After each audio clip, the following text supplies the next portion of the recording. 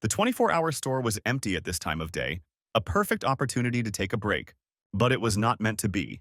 A pack of cigarettes was carelessly thrown onto the checkout counter. "Give me my money back," the woman in the shabby sweater grumbled brazenly. The young student looked like easy prey, but instead began demanding a check. Crossing her arms over her chest, she began to demand money even more insistently. Just cigarettes. Why unnecessary checks? She got angry. When a young student asked her about the reasons for the return, the citizen completely lost her temper, slammed her hand on the table and spat saliva, demanding her own. But the guy didn't flinch. He stood his ground. He needed a receipt confirming the purchase in this store, to which the grumpy aunt just waved her off. The student completely refused. "All documents must be taken with you when you leave the house," the impudent woman sarcastically said. "But no one throws them away," the boy objected. He was quite tired of these loud attacks. What if these cigarettes were bought around the corner, where it was cheaper? How can he trust her without a receipt? The student directly objected to her. Did he just call her a liar? The aunt was indignant. She played well as if she were deeply offended. "I'll bombard you with complaints. No respect," she screamed, her shrieks ringing in his ears. It's good that there are no other visitors, the guy thought. The fly swatter hit the cash register counter right in front of her. "Damn annoying flies, they just keep crawling." The boy cheerfully waved away the non-existent flies. Realizing that the scam had failed, the woman quickly retreated to look for another victim, leaving the empty pack at the checkout. "There are so many crooks. You have to keep an eye on them," the young man thought, looking after the citizen. "You're slacking off at work, lazy bones," his friend said as he returned from his workout. "Were you working the punching bag again?" the guy asked, looking at his friend's face. If only he could see the other guy's face, it was just sparring, his friend bragged. "You're busy, you go to extra classes, and you also train," the boy muttered enviously. "But he also works and studies," the friend objected. "They beat him up, but he is as happy as an elephant. He likes the pain," the student asked. "He performed a shadow boxing. Words cannot describe it," said a friend. "If he tried it at least once, he would immediately understand. He was famous at school. Why not try himself in mixed martial arts?" suggested a friend. "But that's a fight." The student waved it off. "I used to do a lot of work, didn't I?" my friend insisted. Because he knows well what he's talking about, the boy looked away. "So he hasn't let go of his past," his friend thought, looking at the cashier. No, the buddy resigned himself, changing the subject so as not to embarrass the boy. "Come and cheer," the student heard and was surprised. "Will there be a fight?" he asked. A professional match, his friend proudly declared, in a fight club, was bursting with excitement. "If he wins, will he become a pro, really?" his friend asked again. "It seems quite easy," he said, and his friend could not stand it. "So much work, it is not easy," his friend objected. "Sounds cool. That's what he wanted," the boy answered with a hint of sadness. "That was once his dream too, and he really still worries about it," his friend noted, but kept quiet. "Come see it. It's better than on the screen," they offered the guy, and he agreed. "Excellent." The friend did not lose heart and patted him on the back with a strong hand. "If so, go to work." The student waved goodbye and went home. The cool night air refreshed his thoughts. How long had it been since he had thought about this? Hui Sung asked himself. "This slob will become a pro," the guy thought. Sounds not bad. On the day of the fight, he arrived early and found the right place, near the office buildings. Hui Sung looked at the sign and read it several times to make sure he wasn't mistaken. What a hole, the guy thought. A banner was stretched over the entrance to the basement, and even a guard was posted, Hui Seong noted. It was his first time here and he was embarrassed to come in right away, so his friend called him right away. "I'm not lost," they answered cheerfully on the phone. "Come in since you're here," the fighter said. "Just go in," Hui Seong realized. His comrade was busy preparing. It was no better inside, a dusty, stuffy basement. Hui So assessed with disappointment, after all. This was an amateur league. "Let's watch the fight of my brother." And the guy decided to go home. There's no point in staying in these dusty walls. As dark as a black man's pockets, Hui So walked barely without stumbling down the narrow stairs. From inside came noise, hubbub, dozens of people, shouts, music. Hui So pushed the doors. The crowd screamed, drowning out everything else, the echo amplified by the acoustics of the basement. But the first thing he noticed was the fight that was already going on in the cage. One fighter just took a powerful hook to the jaw, snapping his head back. Song Hui couldn't tear his gaze away. Something stirred deep inside him. The fighter didn't slow down and swung for a hook, and he himself hit him in the solar plexus with a beautiful uppercut, a clean blow that knocked the sweat out of his opponent. He threw a quick right hook to finish off his opponent, but he ducked it. Hui So's heart pounded wildly inside her. sending adrenaline rushing through her veins. Another fighter raised his knee to fake a body punch. He could still fight. Instead of a lower kick, he threw an upper kick, powerfully twisting his hip, and it clanged hard into the jaw. To the roar of shouts, the referee gestured to announce the end of the fight and its winner. He raised his hands in triumph. After a hard fight, he was happy with the victory. The sweet moment of victory was shared by all the spectators. Hui So felt it. The long, forgotten flame that burns in the soul of every fighter. He clenched his fists and froze in delight.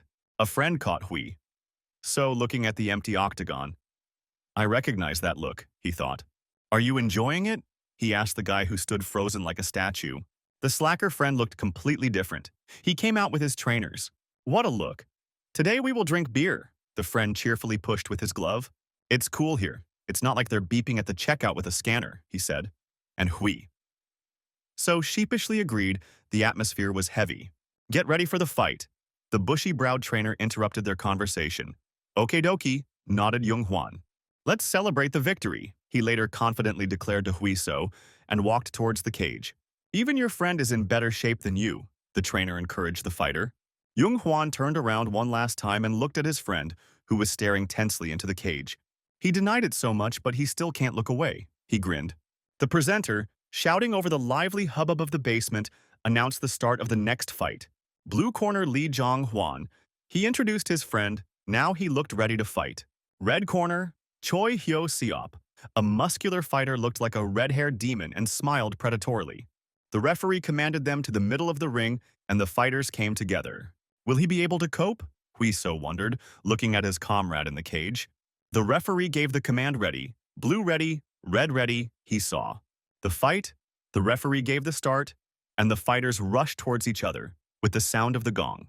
The red-haired demon started first. He pressed with his mass. He threw heavy jabs which Jung Hwan deftly dodged. Red hit with a wide hook over the head, but Blue managed to duck. And then he received a powerful straight left right into the block of crossed arms. It hit like a cannon, Jung Hwan felt, and became worried. He counterattacked sharply with a left straight to break his opponent's tempo. He ignored the defense and took a punch to the jaw. Jung Hwan was nervous. He stayed in the center of the cage and exchanged blows with the red one. Too tense, Hui So noticed, not at all like himself. He watched the exchange. Jung Hwan was hit hard. His opponent was stronger than him, but he did not give up. The red-headed one stupidly pushed forward, not at all afraid of the blows. Move so that you, Hui So exclaimed in his heart. His instincts were sounding the alarm. And not in vain, my friend missed a clean straight left to the skull. This was bad, Hui So thought, a chill running through his body.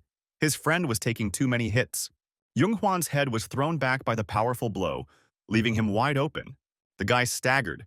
He could no longer stand up straight. His head went blank. The red-haired demon rushed forward to finish him off at that very moment. Jung Hwan saw the blow but didn't have time to dodge it. Too bad, he managed to think. Dodge! Hui So yelled, unable to contain his emotions. A strong right straight to the jaw knocked my friend down. The referee stepped between them and gave the command to stop as soon as Jung Hwan fell to his knees. The guy went out. His head rang like a bell after a blow. He couldn't come to his senses. The referee stopped the fight by crossing his arms above himself, signaling this to the judges outside the ring. What a fool, lamented Hui So, closing his eyes from worry. What is this? He heard the host's voice from the speakers and returned to reality. While the referee was looking away, the red-headed man pounced on the defenseless Jung Hwan. He sat on top and beat him like a piece of meat, turning him into a cutlet. The referee grabbed the idiot from behind by the shoulders and pulled him away from the defeated fighter. But the stupid bull threw the judge aside and returned to the beating. Hui So watched everything as if in slow motion, the abnormal man's fist hovering over his friend's head. He weakly moved his fingers, being deeply knocked out. The coaches were confused. The big-browed one called the staff, but everyone hesitated. Hui So didn't wait or think. He acted and quickly rushed towards the cage. He didn't yet know what he would do once he was in the cage, but he threw off his jacket to make it easier to move. The presenter noticed out of the corner of his eye a black shadow that darted towards the ring. What is this lunatic doing? Stop! The presenter shouted after him.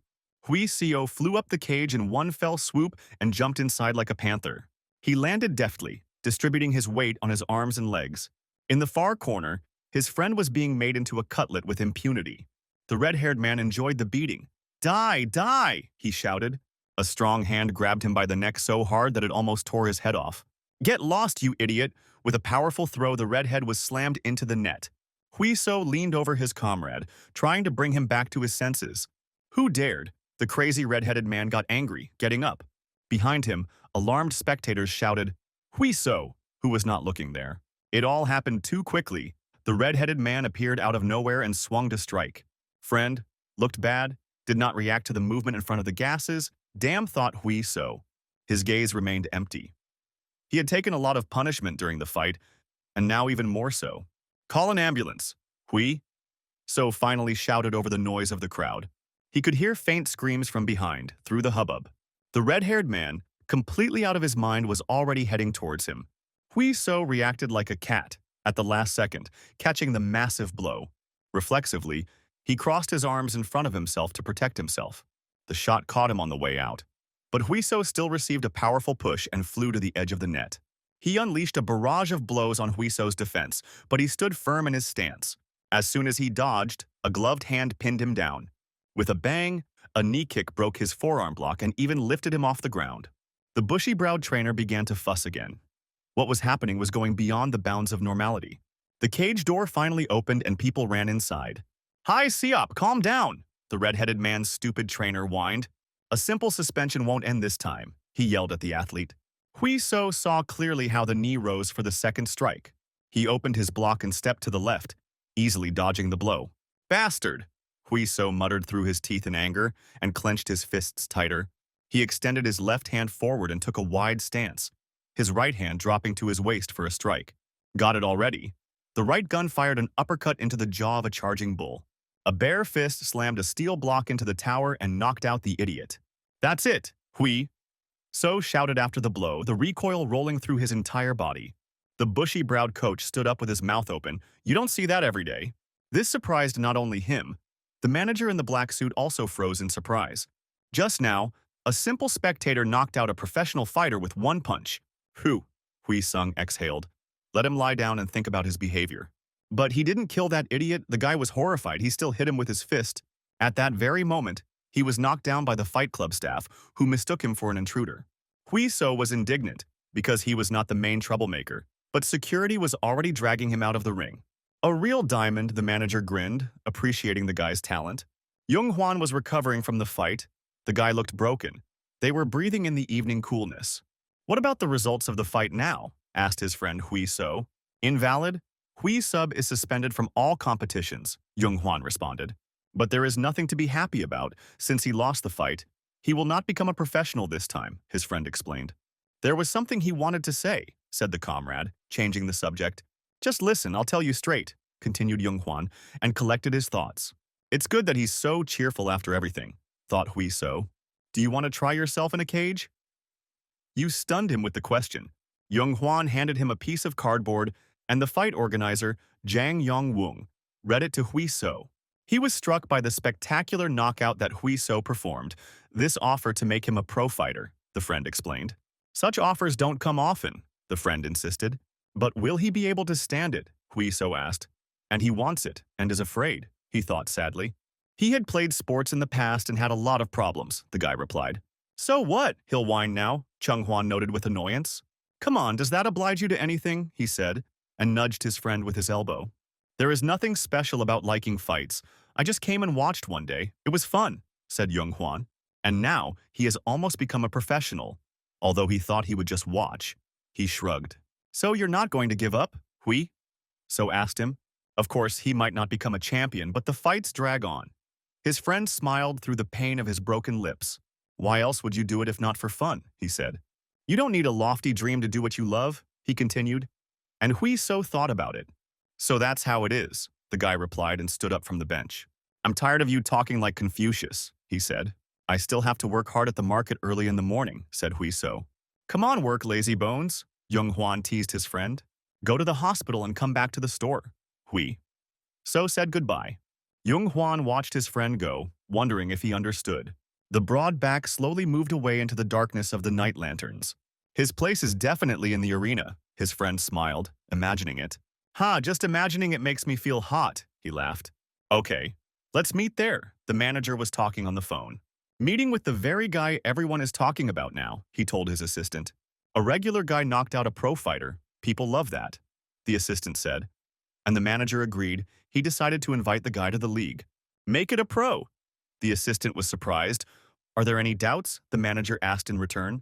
He was just lucky in the ring once. An accident, the bespectacled man doubted. He's just young. Is that just luck? Asked the manager. The time will come. You will learn, he answered, getting up from the table. Choi Sub is a beast, but he has good recovery abilities. Of course, he took damage after the fight, but for a healthy bull like him, it's not critical. A simple newbie would definitely not have done anything. The manager stretched his shoulders. And that's not all, he said, and looked at the time. It's time to run, the manager noted. Work without me. He waved goodbye to the bespectacled man. For a pro, it's not just cage fighting skills that are important. Other qualities are important too. No one relies only on skills. Fighters can swear and behave defiantly. Provoke your opponents, put on a real show. Quick reactions and a sense of humor allow them to control the crowd. Even if it was an offer, this guy had something to show, the manager thought. Potential to become a star of the arena. The manager smiled, recalling the last show. Hui So came to the meeting. First, it was better to find out everything, he thought. He asked the manager what was so special about it, and he offered to show it to him visually and took out a desktop. He laid it out in front of the guy and played the recording after the fight. The video clearly showed how furiously the red-headed fool attacked, and how Hui So deftly dodged and counterattacked with a powerful serve, this uppercut, the manager noted. Lucky, the boy simply replied, and the manager was surprised by such modesty. He transferred his weight to his left leg, took a low stance for balance, and fixed his right hand to make it easier to turn his body, he listed. Was it just a lucky punch? The manager mimed an uppercut with his fist. It was a right uppercut from a well-trained fighter, he said. But did he hit it by accident without aiming? The manager continued. Yes and no, Hui So answered after thinking for a bit. And the manager didn't understand how that was possible. That big guy would have taken him out, so as soon as he opened up, Hui So hit him. What's going on? Thought the manager, and asked out loud if he really saw it. His instincts didn't fail him. The guy is very capable. The manager smiled at his thoughts. He asked the guy what he had done before and whether he had done anything at all. He played baseball for 3 years in elementary school, Hui So recalled. 6 years of freestyle wrestling in high school, the guy added. Now it's clear where such a good reaction comes from, the manager said. In baseball, the ball flies much faster than the strike. Let me ask you straight, he said. Why not take up mixed martial arts? Hui So thought about it. He expected such a question and prepared himself. He would like to take up MMA, he replied to the manager, who was delighted. But the financial component leaves much to be desired, concluded Hui So. Popularity is a fickle thing. If the investment does not pay off, his family will be left in debt. And he doesn't want to disturb them because of his ambitions, the manager heard and thought about it. Okay, you want $1 million for each fight, the manager replied. This can be solved, he answered the surprised guy. There is no need to worry about equipment and other things. They will provide it. Working several part-time jobs you can earn quite well, the manager figured. There's no such thing as a free lunch, right, Hui? So replied suspiciously. A small sparring test. If the director likes you, they will take you into the team. The manager made an offer. If not, everything will remain as before. No risks, he said. They want to check everything, the guy realized. The decision was his. Sparring in a month. Hui So suggested after some thought whether it was possible to change the test date. A month may not be enough. Just contact me when you are ready, the manager agreed. How about today, he heard, and almost choked on his cup of hot coffee. Today he asked again to make sure he had not misheard, and the guy nodded. Are you kidding? He asked, thinking that something was wrong with this guy. What jokes are there? Give me your fighter, said Hui So decisively. He wants to fight today. The manager didn't expect such a turn of events. There are reasons why this must be done immediately, he asked the crazy boy. Does he understand that MMA is not a sport where you can be carefree? The manager added, and the guy nodded. What to expect? If he's good, then he's good now. Talent doesn't reveal itself in 1 month. The guy threw up his hands. I hear nonsense, but it sounds so convincing, the manager thought in passing. Hold your horses. First you need to find a partner. So today, definitely. No, the agency man answered decisively. Let's postpone it for a week. Anyway, to pass it, we need at least some basics, the manager said. We'll decide on this in a week at 3 o'clock in the afternoon, he said to the guy, packing his things. It's not too late to change your mind, the agent warned sternly. No problem, the cheeky guy stood his ground. Whew, the manager noted the guy with enthusiasm. The outcome of the fight is clear anyway, he said relaxedly. Okay, hui. So got up from his seat, it was time to leave. Prepare properly, the agent advised as he parted. Hui So smiled. It had been a long time since he felt the anticipation of a competition. So this is where the hall of Young Hwan's team is. The guy came to the fashionable building. He quickly climbed up the steps, burning with impatience, and he stood hesitantly in front of the door. In new places, he was always overcome with shyness. Plucking up his courage, Huiso opened the glass door and said hello. As he held his breath, the athletes in the hall were preparing hard. Hands closer to the body, the trainers instructed the strong fighters. The sound of gloves on paws created a tense, but at the same time pleasant atmosphere. Good sound, Hui. So thought as he watched the training. Why did he freeze like a statue, staring at the real men? His best friend came up with a thick-browed trainer. That's definitely not about him, Hui. So answered his slacker friend. The browed one introduced himself. Park Sung-hoon is the team's coach. The guy followed his example, Lee Hui. So they shook hands. Since his friend is a slob, you can address him informally, the bushy-browed trainer suggested. A week later, the test, the coach heard from Jung Hwan earlier. To be honest, he thought that Hui So would refuse the fight, the coach said sternly. Change your clothes, he said to the boys, and his friend called Hui So to follow him. The eyebrow-bearer looked doubtfully after the boy. He looked too smug. It's finally starting, Hui. So thought as he returned to the coach. This whole farce is a waste of time and effort, and quickly ruined the mood of the eyebrows. Just like that, the guy thought, when he was nailed with such directness. What can be learned in a week, even if remembered, will take weeks to practice, the coach claimed. We will learn the simplest basics, he told the boy, and he nodded decisively. What is most important in a duel? Continued the thick-browed man, asking a leading question. A blow, Hui So assumed. That's right. The techniques differ, but the main thing is to inflict damage on the enemy, Park. So-hoon answered sternly. The very first of these is the jab, a simple punch to determine the distance of the enemy. Browstick delivered several quick and sharp blows to the bag. Hui So watched carefully, but he was not at all impressed by the sound. Somehow it's so simple. Like stroking with your palm, the guy looked at everything skeptically. What do you say? The strict trainer asked him. It turned out well, the guy nodded uncertainly. Do you really think so? Coach Pak frowned. He looks weak and clumsy, Hui So admitted honestly. Okay, how about this? The coach went to the bag again. Browstick hit the punching bag properly, and it shook with loud claps. This is much better, the cheeky boy cheered up. And the coach agreed. That's right. But they will practice the first version of the jab, said Browstick. In MMA, they use not only strikes, but also throws and pushes, grabs, in which case distance plays a big role. The second type of jab requires a clear target and is mainly used in boxing. But in MMA, the fighters stand in low stances and closer to each other, so there is less sense in such a strike, explained the eyebrowed one. After the jab, you need to be straight. This punch is similar to a boxing punch, he instructed. Alternate them together, said Pak Song, and turned back to the pair. Do a jab and put your hand back in place. He delivered several horizontal blows. Then twist your body and extend your arm to its full extent, the bag exploding with a powerful right. After the combination, return your hand to its place on the jaw and put the front one forward. The main thing is defense. That's all the basics, I see, asked the big-browed man, and waited for the cheeky boy to nod. Okay, we're done, he said, and looked condescendingly at the newcomer. True, it's so simple, Hui. So was surprised. If you master these two blows, half the victory is in your pocket, the big-browed man answered. Take care of your wrist when the bag flies back. Practice until you get tired. The trainer finished all the instructions and left the newbie. Isn't that too little? Jung Hwan asked worriedly.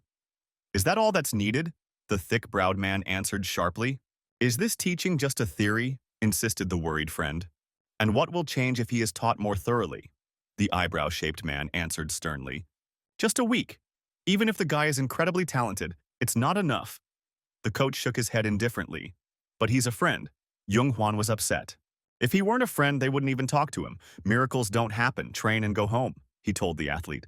A rapid series of ringing blows echoed through the hall. The bag bounced on the chains like a feather when they hit it as if from a cannon.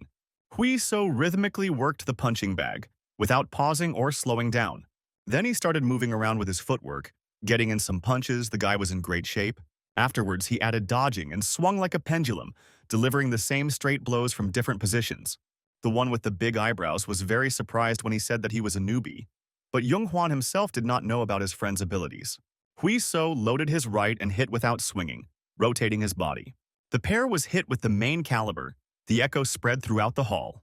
Beads of sweat flew off the guy's face from the sharp blow. He was completely focused on the tasks. How interesting, the eyebrow sticker cheered up. You don't expect such work from a newbie.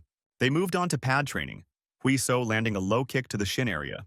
The blow landed well with a loud thud on the paw. What kind of ballet is this? It's like chasing flies, the bushy-browed trainer stopped his work. The blow is too sweeping. You need to choose one point and aim at it. The eyebrow stick corrected. Let's learn to kick quickly. Again, he commanded. What's that noise? They heard a low voice behind them and turned around. Work. Don't get distracted. A strong man with a beard entered the room, as if he worked on a construction site. As the seminar progressed, the bushy-browed man came closer to say hello, and the shaggy man answered him normally. He glanced at the new guy, and Park Song reminded him that this was the guy that manager Jang had his eye on. They called over the newcomer. This was the head coach Hwang Sang-guk. The bushy-browed coach, Hui So, introduced him and bowed. I like MMA. Sang-guk looked at him inquisitively and scratched his beard. This is a paddle. I would like to watch tournaments more often, the boy answered. They looked at him so intently that he froze to the floor. Try hard, then there will be results, the head coach answered easily. Continue sweating. He waved at them and left the room so as not to distract anyone. Let's go, the eyebrow twister, Hui. So, encouraged, they didn't have much time. The guy looked after the strange man, who seemed to have returned from hard work. What a fool he is, Hui. So hugged the bag. There was only 1 day left until the exhibition match. There was only 1 day left, and he still hadn't thrown a proper kick. What a frivolous idiot, he reproached himself, hugging the bag. If he had thought about it carefully, he wouldn't have asked for just a week to prepare. I'll practice a little more, the guy decided, taking a short rest. Do you like to sit until the last minute? The head coach asked him as he left the office. How's the punch? He asked. Have you been practicing all day? And Hui So complained that it still wasn't working. The coach struck once, scratched his beard when he tries so hard it would be a sin not to look, he thought. What? Hui? So was surprised. Aren't you a bit too old? The boy asked brazenly. Do as they say, Sang-guk grumbled in response, and then we'll see.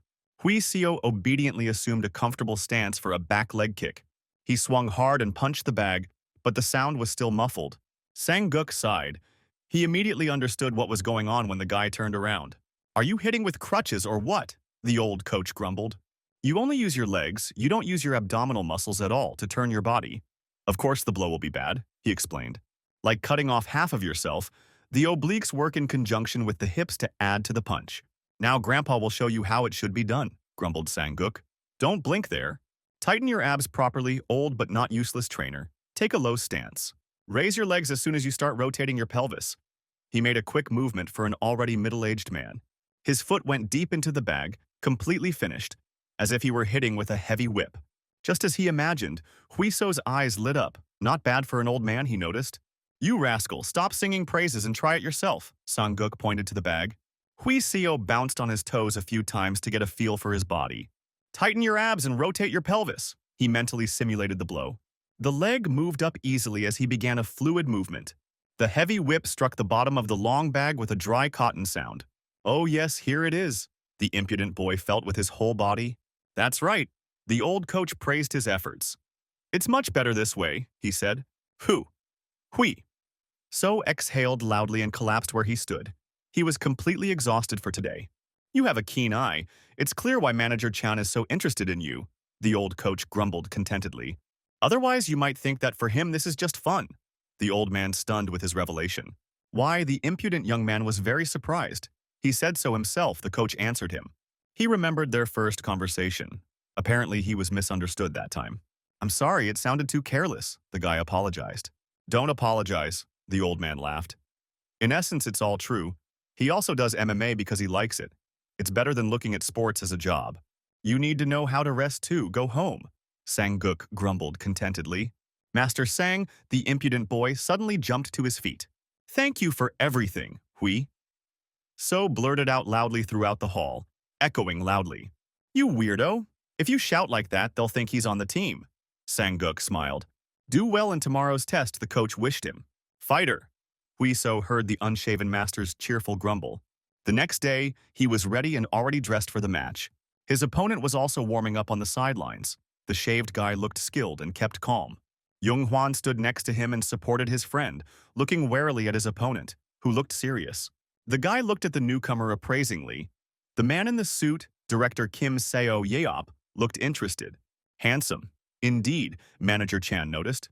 He is the one who sends people flying with a punch, the director asked. Coach Pak also said that he learns quickly. The manager praised the newcomer. We'll see, the director replied, looking closely at the newcomer. Relax and do as usual, said the friend, but he himself was more worried than the fighter in the helmet. The guy just came to MMA a week ago. Don't push too hard, but don't let your guard down, the shaved guy's trainer instructed. He doesn't even need protection from a lightweight fighter. The British grinned. Now we'll bring the eagle down to earth. The fighters are in the middle. The referee has given the command to get ready for the fight. He closed his eyes in fear. The Briton teased the newcomer, Hui. So stood silently, sparring for 3 rounds of 2 minutes, the referee reminded. Elbows and knees cannot be used. He listed the limitations of combat without a fight. Hui. So collected his thoughts. They touched gloves, and in the corners, the referee gave the command. The bell rang and the shaved fighter seized the initiative with quick jabs. He combined them well with hooks. Huiso barely dodged the light blows. Shaved threw a low kick, but the newcomer managed to put up a defense by raising his shin. Good defense, Director Kim Sayop noted to himself. The guy really showed good footwork and moved confidently around the ring. The shaved one was chasing him. You're running away, he grinned easily, and he threw a left straight when Huiso was stepping back, blocking. He kept a tight defense and did not attack, so the shaved one moved freely. He easily closed in and landed an uppercut from below to Huiso's ribs. It hurt. The blow made him cower for a few seconds. The satisfied Briton continued to break the newcomer's block.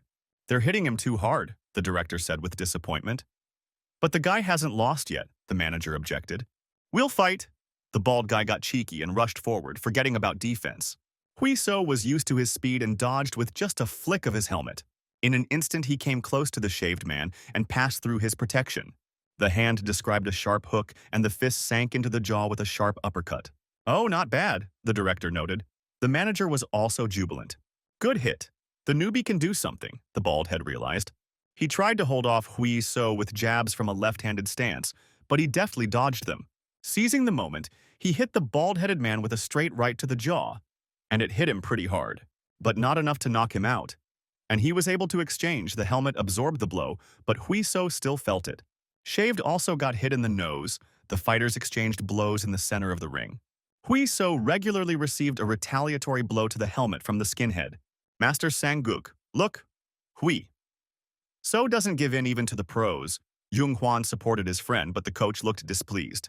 What is this weirdo doing? He asked himself, but did not interfere yet. Round. The referee sent both fighters to their corners. Huiso took a breath, pouring water on himself to cool down. It was hard, but getting hit on himself was fun, he thought. It looks like the guy knows where to hit, the director decided, and the manager agreed. Now he too was confident in the newcomer. However, the director said, the second round went like the end of the first. The guys beat each other up with quick blows, but they didn't cause much damage. Huiso was breathing heavily, his stamina leaving much to be desired. There is not enough experience and not enough strength, the club director said, disappointedly. The Briton still had strength. He pressed hard on Huiso. The opponent hit him from different angles, and the newcomer went into deep defense. And so we started off well, the bald-headed man rejoiced. Wait another minute, he asked his opponent. Huiso endured, raising his guard and holding his stance, his strength already running out. The gong saved him from defeat, and the second round went to the bald man. Just breathe. Jung Hwan was a second in this fight. The guy showed everything he could, the director said, and the manager was forced to agree. He is not in the best shape now. Train him well, said the director and was about to leave. Li Huiso, the grumpy old man called out loudly, causing everyone to turn around. Master. Huiso walked to the edge of the octagon to talk to him. Who fights like a woman in the ring? The old man asked menacingly. What a fool, he scolded the newcomer, giving in to his opponent. The bald-headed man glared angrily. What did indulgences mean? His victory had just been devalued. MMA is a sport for men with a strong spirit, the old man scolded. What is he doing? The manager was surprised. Enjoy yourself, but don't forget about the fight. Stop playing. The unshaven master got carried away. Fight as you wish, without regret. The words penetrated him like a breath of wind. Just don't think about actually grabbing that thing. Hui. So smiled. The director stopped to see what kind of trick the newcomer had just pulled off. He was stern. Okay, let's throw away all the unnecessary things. Hui. So took off his helmet. This time we'll fight seriously. He smiled. He stretched his numb arms as if a heavy weight had been lifted from him. What's wrong with this weirdo? Asked the bald-headed man, and prepared for the next round. He had been beating him up all this time, and now the guy decided to put on a show. Funny, thought the bald guy. It looked so carefree, as if another person thought the bald-headed man after assessing Hui So's actions. The gong rang and he rushed forward, not wanting to give up the initiative until the very end. The pressure continued. With cat-like agility, Hui So dodged sharp blows. How hot! He jumped on the surface from the sudden movement. His feet burned like fire. What a circus in front of the director! The manager's jaw dropped. They could have already signed a contract without any problems if the guy hadn't been struggling and trying to jump above his head. It's just a bluff. There was no need to strain yourself so much, the bald guy grinned. Now he'll just take apart the self-confident newbie. It's time to sleep. Without fear, the bald-headed man put a lot of effort into the blow, and he ran into an instant counterattack. No one even noticed what happened. The bald man received a painful blow to the nose and his head jerked back. He caught it so easily the other spectators were surprised.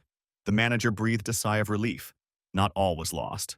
The bald-headed man took revenge and threw a straight punch to regain the lost initiative. Hui So went into a low stance to bend. I'll finish him off while he's down there, thought the bald-headed man and swung for a powerful blow. Hui So straightened up like a coiled spring, and with a flexible movement he delivered a left uppercut to the liver. Boom.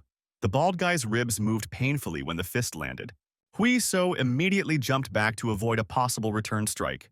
For the first time in the entire fight, Lisek was completely confused. He didn't understand what had happened. Come on, the arrogant newcomer, who seemed to have been replaced, teased him with a gesture. What a bastard! He gritted his teeth in anger. What this weakling would allow himself. He couldn't stand the impudence of the bald-headed man. He went forward again, his defense raised and all tactics forgotten. But he couldn't get even. Now Hui So saw all of his opponent's blows. It was as if they were dancing in the ring. The newcomer anticipated all the movements of his opponent, and he could no longer hit. With the agility of a cat, Hui So dodged the bald-headed man's sweeping blows. It was impossible. The bald guy couldn't believe that not a single blow of his could even touch his opponent. Hui So did it easily, dodging with a smirk on his face. As soon as the opponent finished the series, he instantly closed in, swinging for a strike. The bald-headed man put up his head protection, noticing the counterattack. But instead, the middle kick ripped into his ribs. Hui So used a trick. Bluff. The bald-headed guy is completely at a loss. The tricks are not what you expect from a newbie. Hui So was on the offensive, and the enemy had completely given up the initiative. Lisek put up a defense with his forearms, covering his head. Hui So suddenly went to the left and kicked him in the stomach with his right foot. Now he's losing. The other athletes were surprised. This round was so different from the previous ones. Completely defeated, the director was impressed. Hui So used unusual movements with his hands, feet, and eyes to deceive his opponent. His punches didn't look right, but they came from unpredictable angles. Careless but elastic steps, light movements between rigidity and agility. This was his true style, the director realized, and was still surprised by the newcomer's determination. He still overcame it, the bald man reluctantly admitted. Hui So's blows were causing him damage. But in a real fight, he would never give in to the pace of his opponent. The bald-headed man rushed forward in one lunge, only to be met with a left uppercut to the jaw. The shaved head was thrown back by the powerful counterblow. Hui So finished him off perfectly. High kick to the head, the bald guy went flying. The predator's eyes did not let go of its victim until the very end. The shaved head rolled his eyes and simply fell, his consciousness going into reboot. He fell like a felled tree, hitting his entire body on the ring. The echo of the fall spread through the silent hall with a roar. Song-gun, the old master called him quietly. It's time to finish the fight, he said to the stunned referee. We're done. You can go. The bushy-browed coach Hui So stopped. Cool, good fight, shouts rang out. Jung Hwan shouted the loudest. That's better, said the unshaven old man with one glance. Hui So walked down from the arena with satisfaction. his heart still beating fast from the fight. A good fight and an unexpected outcome, his director praised him, but he has a bad habit. In the final round, he fought rather than fought. Too willfully, Hui So heard. This is a sport. Athletes fight in the ring, not fighters. There are rules that must be followed, the director said. Anyone who doesn't see the difference doesn't deserve to be a fighter. Rudeness and cruelty shouldn't cross the line, he harped. Hui Seo frowned. He didn't like what he just heard. Didn't he understand? The director asked him. And Hui So replied that it was about sportsmanship that played the main role. But can't you do whatever it takes to win, excluding dirty tricks? Asked the cheeky guy. Do you really think so? The director answered him sternly. The boy is wayward, he thought. Of course, losing proves a fighter's uselessness, Hui So replied decisively. We can discuss this later. The director waved his hand condescendingly. The contract can be signed now, he suggested to the guy, but he sharply refused. The director didn't expect this. He didn't even immediately understand that he had been refused. I don't think I'm fit for the role of an elite fighter in a fight club, he heard. And he got pretty angry. Why did they gather here then? The impudent boy bowed low and asked for forgiveness. For the old master, this answer was also quite unexpected. How is the director? Sang-guk was on the phone, he said clearly after hearing the answer. They went for a drink when he got the call.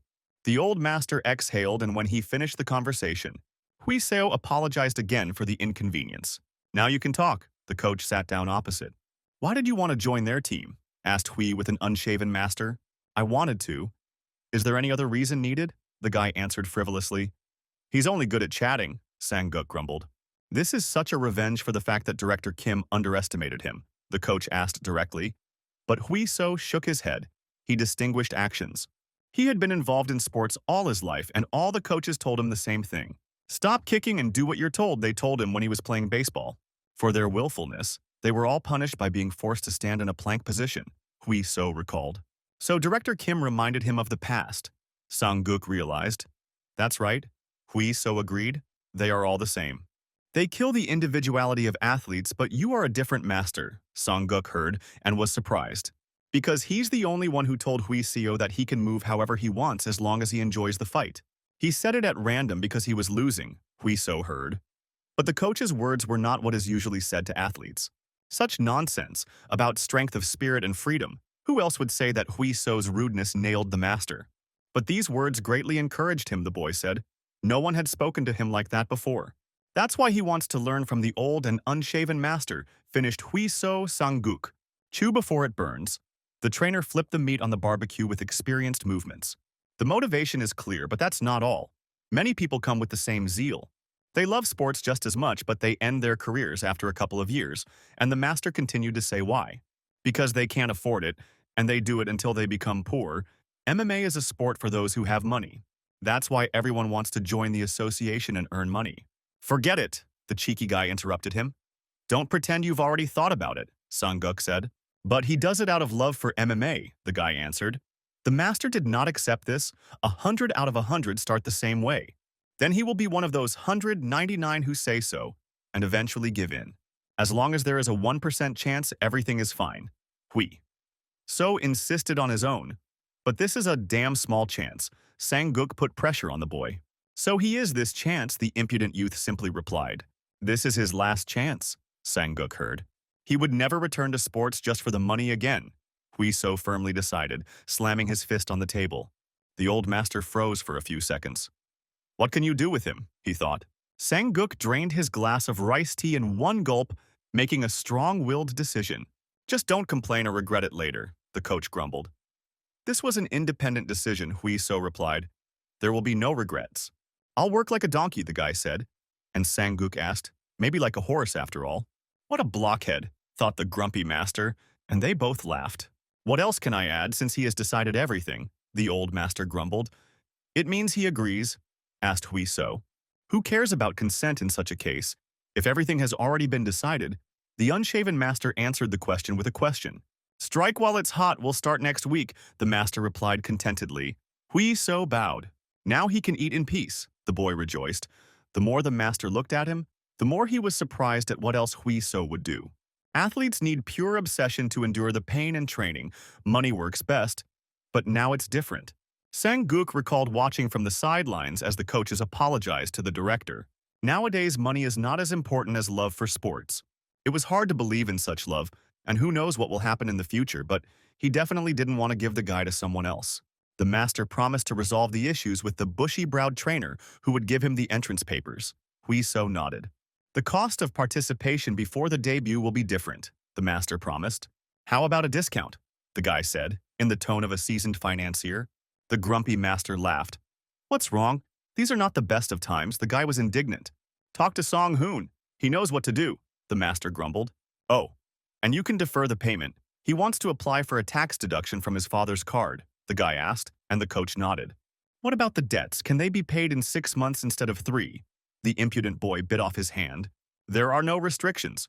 You can enter fitness in the employment line and get a 5% discount, the guy chattered. And you can also take the uniform. The impudent boy did not know the word modesty. Enough, the cup of patience burst, and the grumpy master tore Huiso's t-shirt to pieces. It seems he went too far, but it was worth it, thought the impudent young man. Hello, everyone, Hui. So greeted loudly the following week when he came to the gym. Li Huiseo arrived for training. He introduced himself again. What are you standing there for? Get moving. We have a lot of work to do, the bushy-browed trainer shouted at him. Yes, please take care of me, the boy shouted again. First, he went into the coaching room to sign some papers.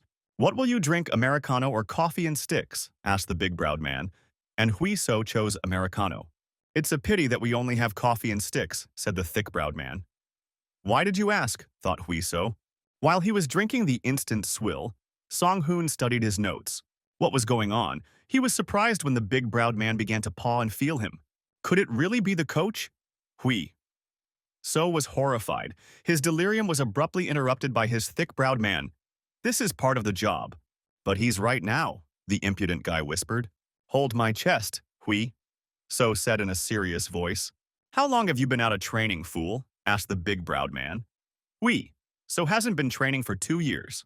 The guy gained 7 kilograms in a year and is no longer overweight, which means he watches his diet, decided the thick-browed guy. He wants to determine what weight category to put him in, Huiso realized. This weight is stable. The ratio of muscles, fat tissue, fluid is good, concluded the thick-browed man. And what category is he in? Asked his boyfriend. It will become clear later, but most likely in the lightweight class, answered the eyebrow stick without looking up from his papers. But he weighs 80 kilograms, which means he'll have to lose 10. The guy was surprised. Isn't that a lot? He will lose a lot of strength and stamina with such a drop. Hui. So was worried. This is only for the duration of the fight. The rest of the time he will be at his weight, the thick-browed man reassured. Does the weigh-in take place the day before or on the day of the fight? The guy asked. Sun Hoon nodded. In MMA the day before, he answered. The fighter didn't understand anything about needing to lose 10 kilograms in 1 day. Just keep in mind that the coaches will tell you everything later and will monitor your condition, replied Song Hoon. Further training, he continued. The guy is special. He passed without selection and testing at the main office. He passed without knowing the basics, without training.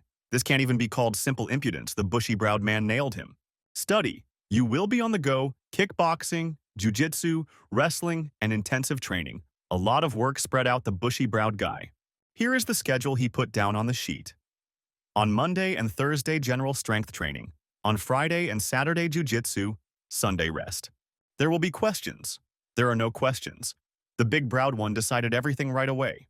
You're probably shy, Sung Hoon suggested, but Huiso waved it off. He had trained for many years and was long accustomed to this. Training will begin after the test, no matter whether as a team or individually, the eyebrowist concluded. You'll cough up blood, the coach warned him sternly. But the boy wasn't discouraged. I like it when he says it harshly. Excellent. Fresh meat. The man with the thick eyebrows smiled. Now we'll squeeze it dry, he thought. You just have to do what you're told, the fighter said frivolously. Then let's start right away, said the man with the thick eyebrows.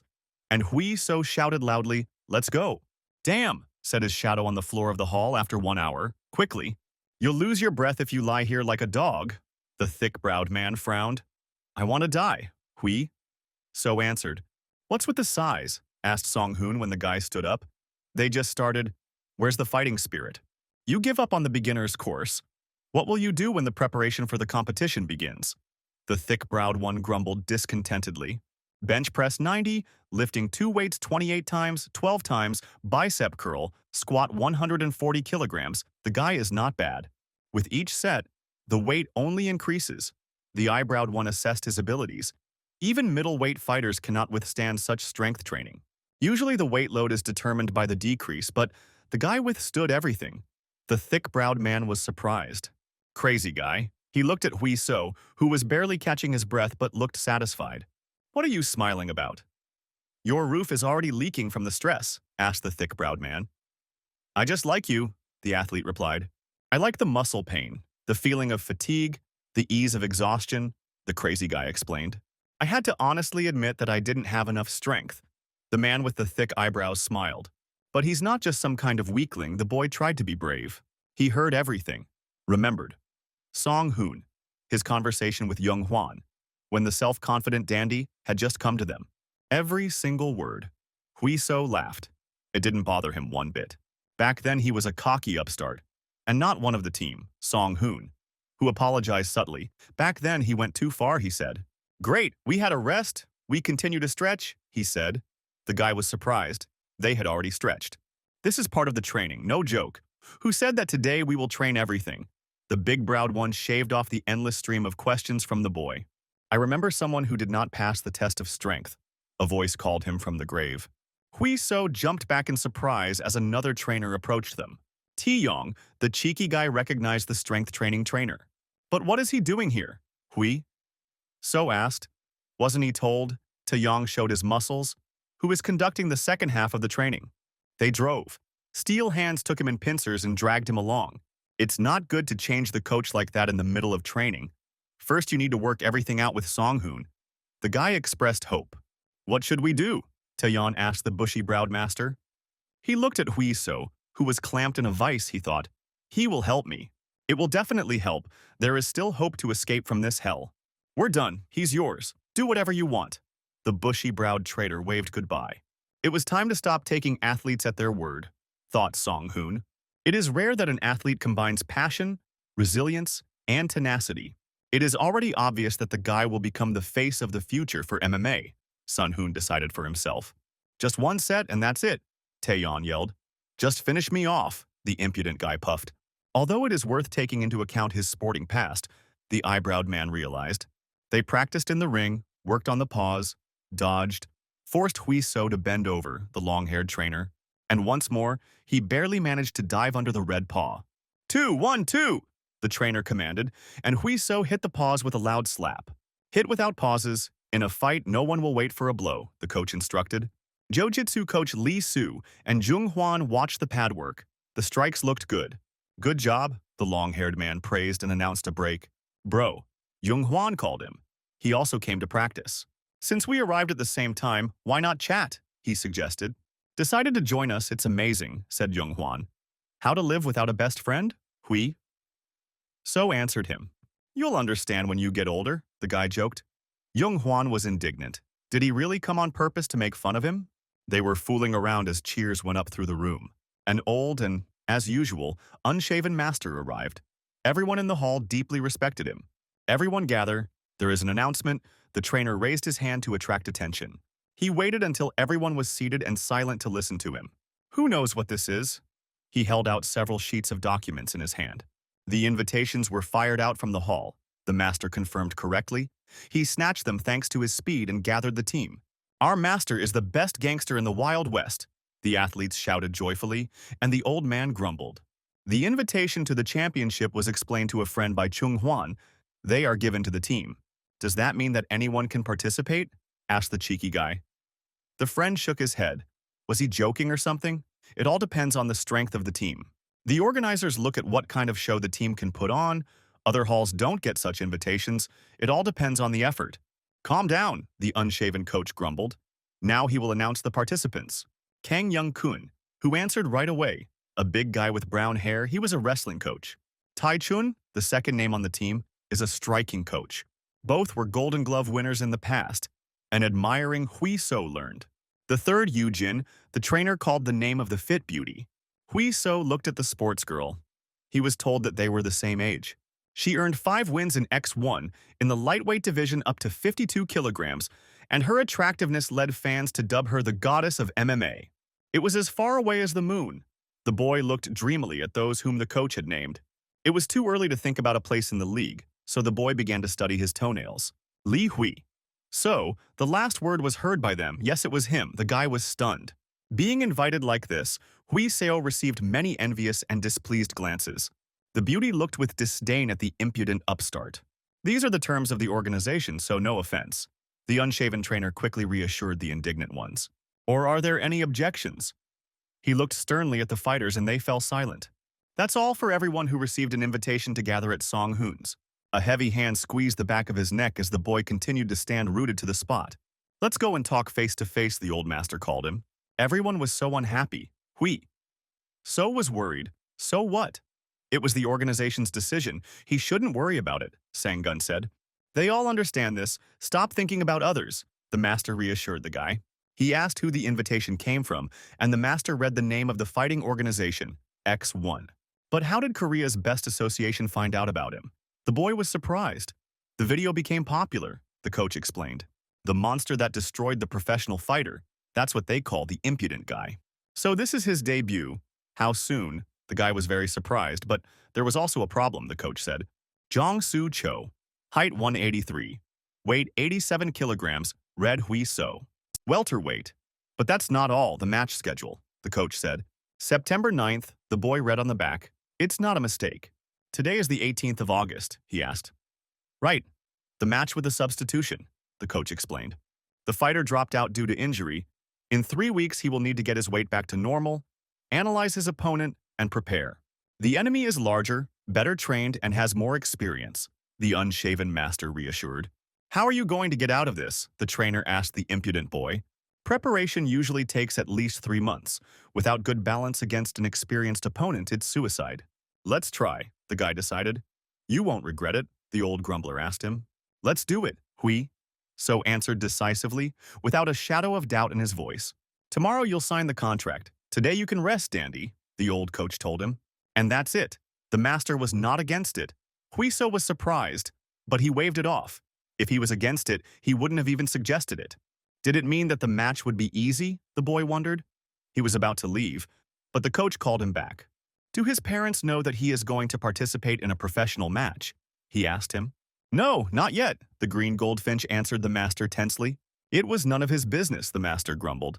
But it was better not to participate without his parents' consent. I'll tell you soon, the guy sighed heavily. The conversation will not be easy. Talk to your parents today, and we'll decide everything tomorrow, suggested the unshaven master. We need to respond tomorrow so that the organization can change the schedule if the coach explains anything. Don't be stubborn. Tell your parents the truth. If they refuse, you'll participate another time, the coach insisted. Huiso was delayed. The decision was not easy for him. Will there be another time? He answered in a resigned voice. He just asked.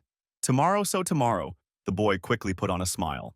Well, that's all. He said goodbye to the unshaven coach. He looked at the guy. What a troublesome dandy. It will be hard with him, the unshaven coach sighed tiredly. From Jung Hwan, he knew that the boy had a strained relationship with his parents. It's so hard, it's infuriating, the unshaven coach got angry. Late in the evening, Huiso returned home to his parents. Today he was earlier than usual, his mother noticed.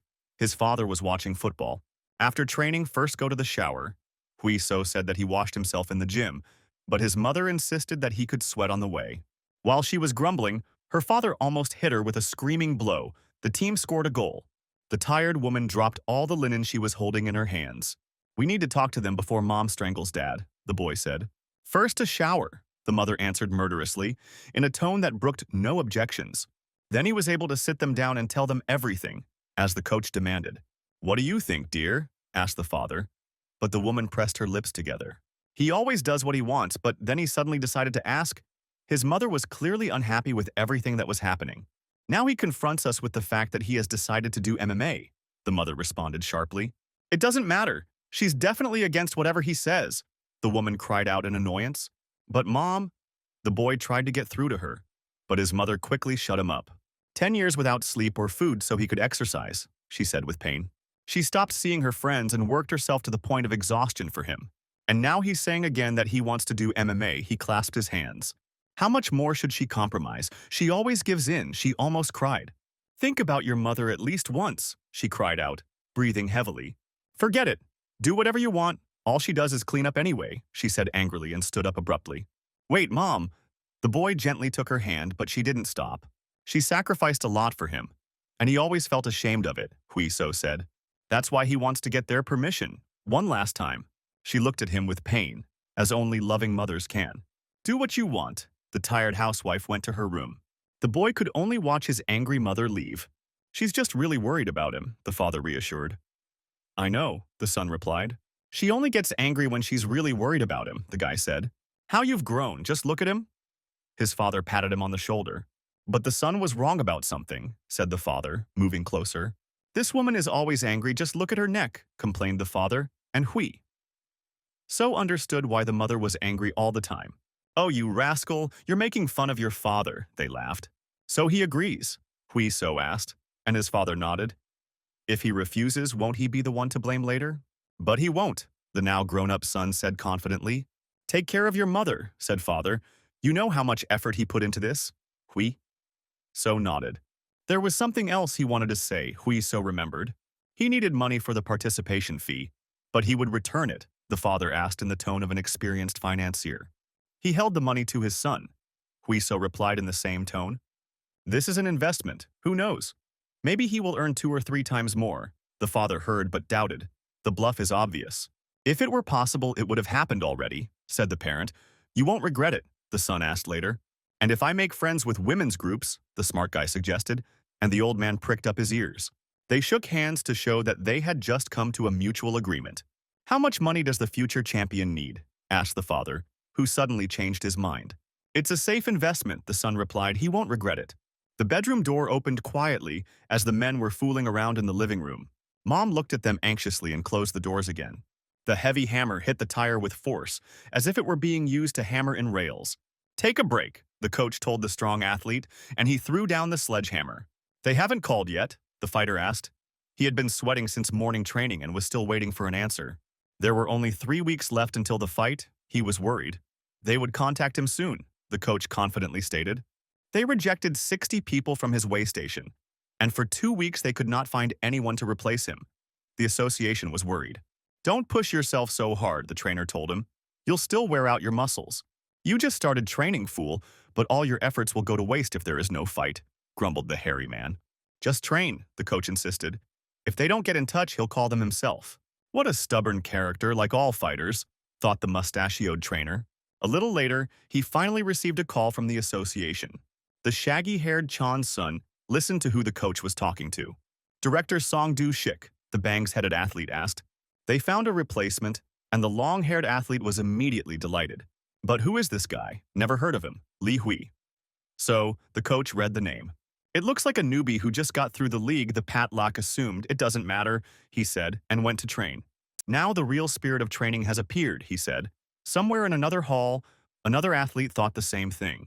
They met with the bushy-browed coach before signing the contract. Once you join their club, the gym takes 10% for itself, Song Hoon said. Not bad, Hui. So noted, usually the audience takes 3/10 for themselves. Our master believes in this.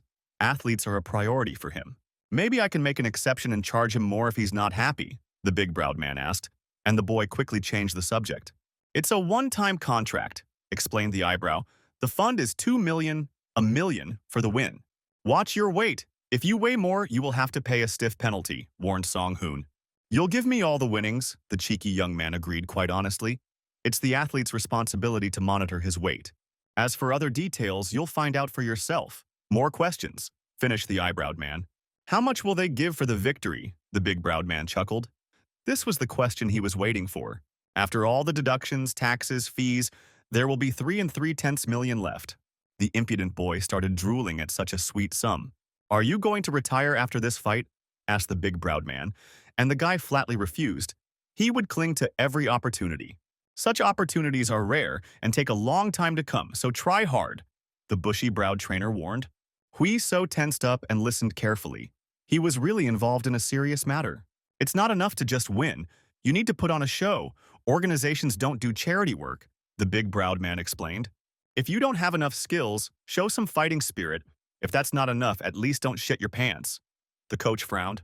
If you don't prepare properly, your fans will quickly forget about you, warned Browstick. You need to invest more than your full potential. Put a cross on the contract and return to training, said Sung Hoon. We need to learn all the strategies and tactics against Cho Sun. The guy said it well. In what direction? He will learn wrestling. The bushy-browed trainer smiled. He stood in front of the massive Yong Kun, who outweighed him by several weights. The fighter made a sharp movement with his whole body. They were practicing wrestling. There was no need to fear blows. Under such pressure, Hui So instinctively retreated towards the net. Young Kun easily passed the defense and held the boy by grabbing him and taking him in a hold with his other hand. His head was propped up by Hui So's chin. He couldn't move. He was pressed down tightly. Did he grease his legs with Vaseline or something? The big-browed man was indignant. Why did the enemy make such an easy pass? He yelled at Hui So. Wrestling is great for finishing blows, so they'll start with that. The big-browed man in the office said. Chung Su's style is simple. He avoids grabs well, even though he has nothing special. He knows his opponents well and is trained. He's bigger, so he's guaranteed to use grabs. If he can't handle them, it'll be hard. He'll drag you to the bottom of your stamina.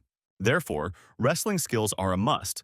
But will he be able to learn them in such a short time? He hasn't done wrestling before, the guy asked. What about Korean wrestling? He used to do it? The thick-browed man clarified. Ah, we're talking about Raw. Hui So understood what he was talking about and exclaimed. If it's Raw, he'll beat anyone. The impudent guy boastfully poked himself in the chest. He was confident in his skills, but he was fighting with young Kun now. His strength was leaking out like air from a balloon, as if he were fighting a gorilla and not a man. He stepped inside Yong Kun's stance with his right foot. It was time to get out or the big guy would just crush him and cut off his supporting leg. Young Kun felt his strong body collapse. Now that he had lost his balance, Hui So grabbed his opponent's shoulder with his right hand. In one movement, he turned and threw away Yong Kun, who was standing on one leg, as if he had turned a wardrobe, the impudent guy thought. Hui So didn't let go and completed the rotation. Now he pressed Yong Kun to the net. Damn, he's good. Even the big guy had trouble with the nimble kid. As soon as he regained his balance, Hui So had already made a pass to the legs and grabbed the opponent under the knees. He wants to knock him down. Yong Kun got angry at such insolence. He spread his legs wider and leaned his body to prevent himself from folding. And this is not a joke. The blonde trainer also watched their fight. He kept his balance well and used holds, he noticed. Who would have thought it seemed like Young Kun could easily deal with the newbie? And now he was puffing with all his might, holding back the impudent athlete.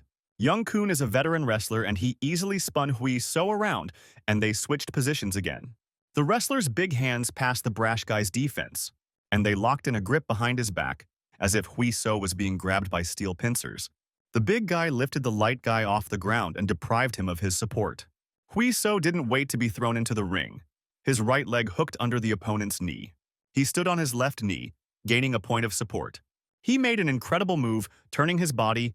He broke the grip of Yong Kun, who lost his balance due to the sweep. Even if he was caught in a hold, he would break free every time with an incredible movement. The experienced Yong Kun was surprised. You know a thing or two, Li Hui. So I'll have to teach you, said the big guy. You are surprised too early, the eldest. The impudent guy caught his breath. They met again in the center of the ring, taking each other into a clinch. The guy quickly got used to MMA. After Korean wrestling, he noticed the eyebrows.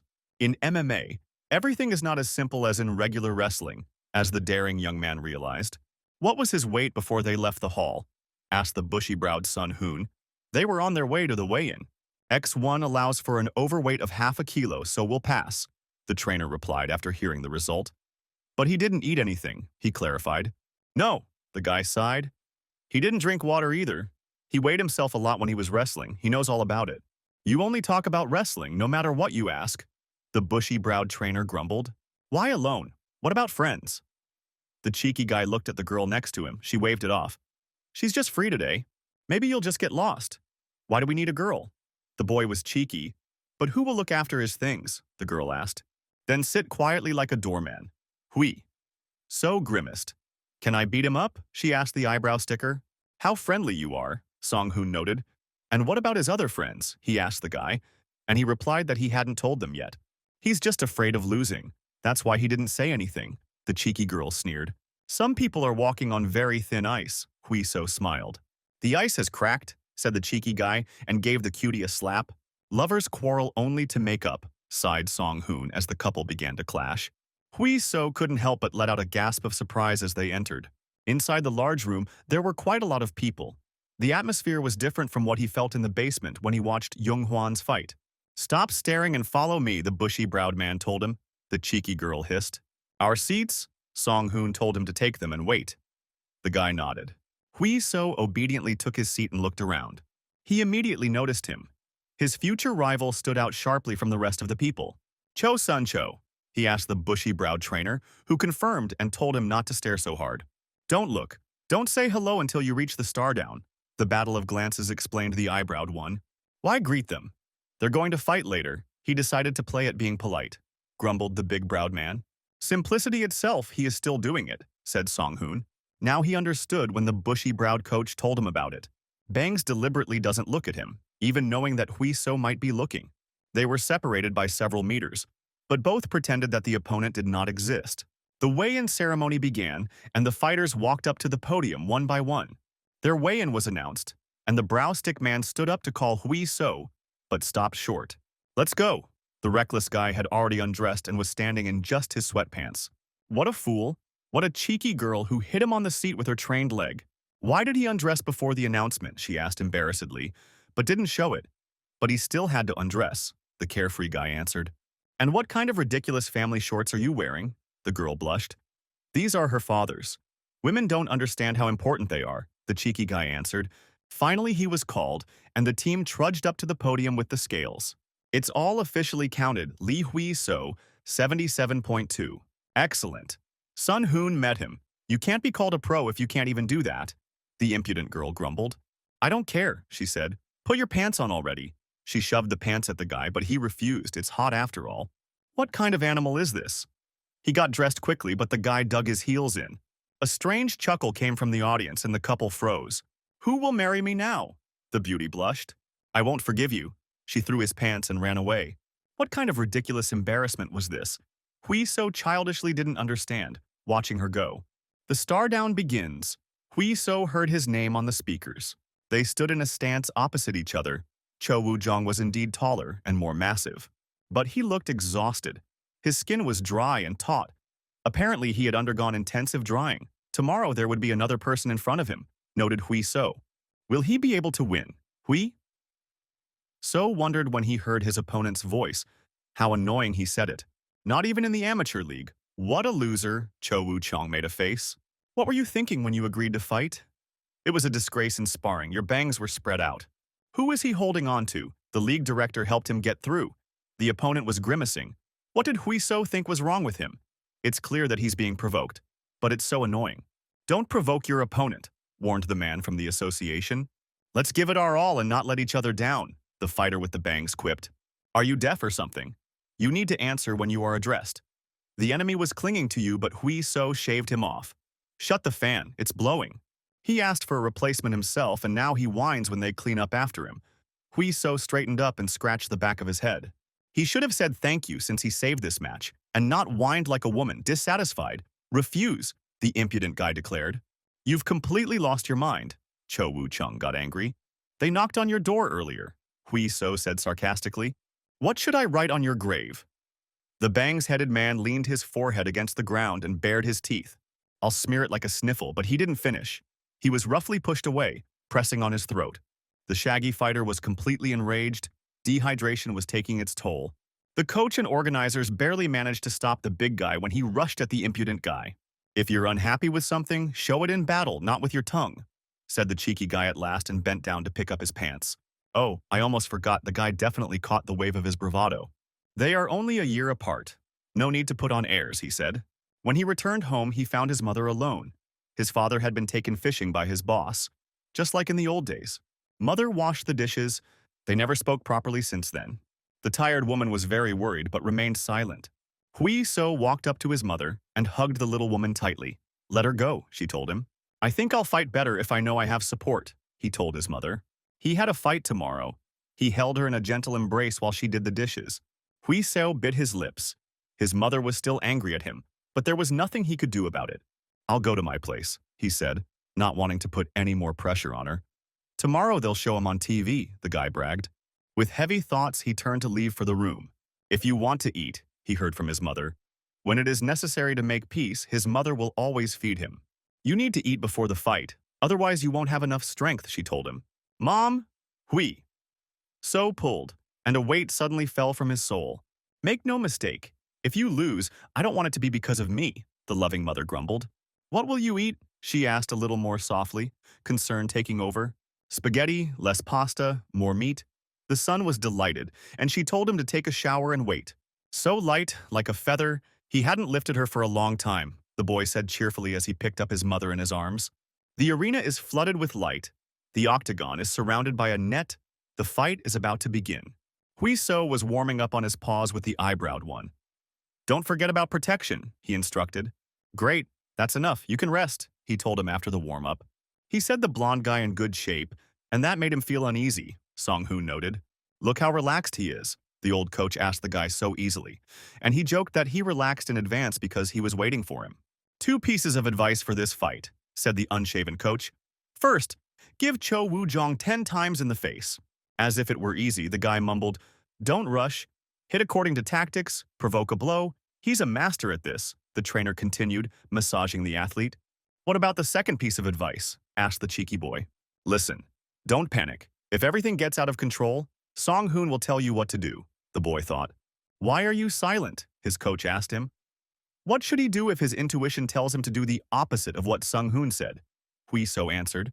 Usually it's clear what to do, but Song-hoon doesn't let you do it. The thick-browed one frowned upon hearing his name. Do as you see fit, his old trainer reassured him, much to the indignation of the big-browed man. What is this? Sung-hoon asked himself. The coach told the boy to do what he wants, but not to lose his temper. Master Sang wanted to challenge such a statement by the eyebrowed man. But the command to start was given in the locker room. Let's go!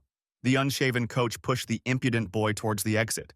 They walked down a dark corridor, the blinding light of the arena shining through the passage. There it was, the same exciting feeling that had gripped Hui, so the first time he heard the noise of the crowd. The unshaven trainer watched the guy's reaction carefully.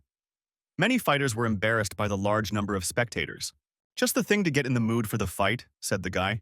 Great, replied the unshaven master. Let's warm up. While Hui Seo was shadowboxing, Sung-hoon quietly approached Sang-guk. He is responsible for this fight. Why did he tell the guy to stop listening to him? The bushy-browed master asked. Leave him alone. Let him be willful, said the unshaven coach. But he is making his debut. How can you allow him to do whatever he wants? The thick-browed one grumbled discontentedly. He's not like the master. If he listens to advice and loses, he won't return to the ring. But Sang-guk stood his ground. In other halls, Hui So was told what to do, and only because of this he refused the elite club. The master replied, let him do what he wants. The match was commented on by the hosts. Lee Hui So came out in the blue corner. They announced the start of the main fight. Debut match. He had been practicing MMA for only a month. Defeated with 1 punch and succeeded in sparring, the commentators accompanied Hui So's exit. Newcomers rarely appear in such an arena, and he will really have a hard time coping, they continued. In the red corner is the rising star of the arena with 3 wins under his belt, Cho Woo-jong. The spectators are actively supporting him. But will he justify the trust? Don't worry, move quickly but stay calm, the unshaven trainer instructed. Blue corner, star rookie, height 1.78 m, weight 77 kilograms, Li Hui. So, the guy confidently entered the cage. Red corner, a fighter 183 meters tall, weighing 77 kilograms, the future of Korea's welterweight, the wild stallion Cho Woo-chung. The participants went to the center, the referee gave the command, and they almost collided heads. Cho Woo-jung was noticeably taller. Elastic muscles, not at all like the one at the weigh-in, Hui So noticed. You have to be careful of his grabs. He was preparing for the fight when his opponent spoke to him. Make sure you learn everything well, he muttered through his mouthguard. This is his last pro fight, the opponent promised menacingly. But Hui So did not care. Loser, are you still angry or something? The cheeky boy with the bangs egged him on. He's not just rude, he's also stupid. Focus on the match. Cho Woo's face twisted in anger. Blue is ready. Red is ready. Fight. The referee gave them the command. The gong sounded. His gait is light, which means he is calm. The thick-browed trainer watched Hui So. Prepare a bucket of ice and Vaseline, asked the bushy-browed man, anticipating many heavy blows and cuts. The crowd cheered, and Sun Hoon felt a chill. What happened? He asked, and turned sharply and looked into the cage. What happened? Cho Woo-jung was lying with a broken nose. Hui So was standing over him. As soon as the fight began, Cho Woo-jung attacked first in order to quickly deal with the impudent newcomer. He moved confidently, not expecting any surprises at all. A short left jab shot into the face like a magnum. The right straight flew straight into the Bangs man's jaw without delay, a clear 2. Lee Hui-so knocked out his opponent within 10 seconds of the fight and towered over him. The shaggy one sat down on the ring as if all the arrogance had been knocked out of him at once. "Pull yourself together, Cho Woo-jung," his mustachioed trainer yelled at the banged man. The fight wasn't over yet. He barely dodged Hui-so's finishing blow from above. The fighter rose sharply. The attack had thrown him off balance, but he quickly recovered. He raised his hands and took a stance. The commentators went crazy from such a start. Cho Yu thought nothing. Now he will get his rhythm back. But Hui So didn't wait for his opponent to rest. He gathered himself and lowered his body forward a little. With one jerk, the daring guy closed the distance. Cho Yu didn't have time to react. He received a right on the way out, again on his broken nose. The fighter lost his balance and fell back. The fast Hui So crushed the massive opponent. The blow shook and stunned the man with the bangs, and the situation suddenly became catastrophic. And yet he stayed on his feet. Hui So was approaching but not looking for trouble. The shaggy man gathered himself into a box, pressed his forearms to his body, and covered his face with his hands. He stopped, which means he wants to be hit harder. Hui So put more force into the blow. He showered his opponent with powerful combinations in order to break through his defense. Focusing his attacks from above, he ducked and hooked the ribs, hitting behind the elbow. Cho Yu gritted his teeth from the pain in his spleen and felt sick. The proud fighter could not stand such a one-sided exchange, opened up and went for a breakthrough. He fired a powerful punch to throw his opponent back, but Hui So easily ducked under the drawn-out strike. Cho Yu's right hand hit him so hard that his head turned in the opposite direction. His strong build, flexible and strong muscles absorbed some of the energy from the blow, and that was the only reason he hadn't fallen yet. He took a wide step forward and attacked over the top, still hoping to win the exchange. Hui So watched the strike as if in slow motion. He clearly read every move of his opponent. The left counter cross landed cleanly, doubling the damage to the chelcastum. It's impossible. When did he manage to make a counterattack? Such a technique is not what you expect from a beginner. Both fighters lost their balance, but Cho Woo staggered more. Hui So regained his balance early and closed in on his opponent again. In a desperate attempt to save himself, the bangs-faced one made a pass at the legs to knock down the fast guy. The cheeky boy stepped back and lowered his body into a low stance, not allowing himself to be knocked over. "Let's puff," he smiled.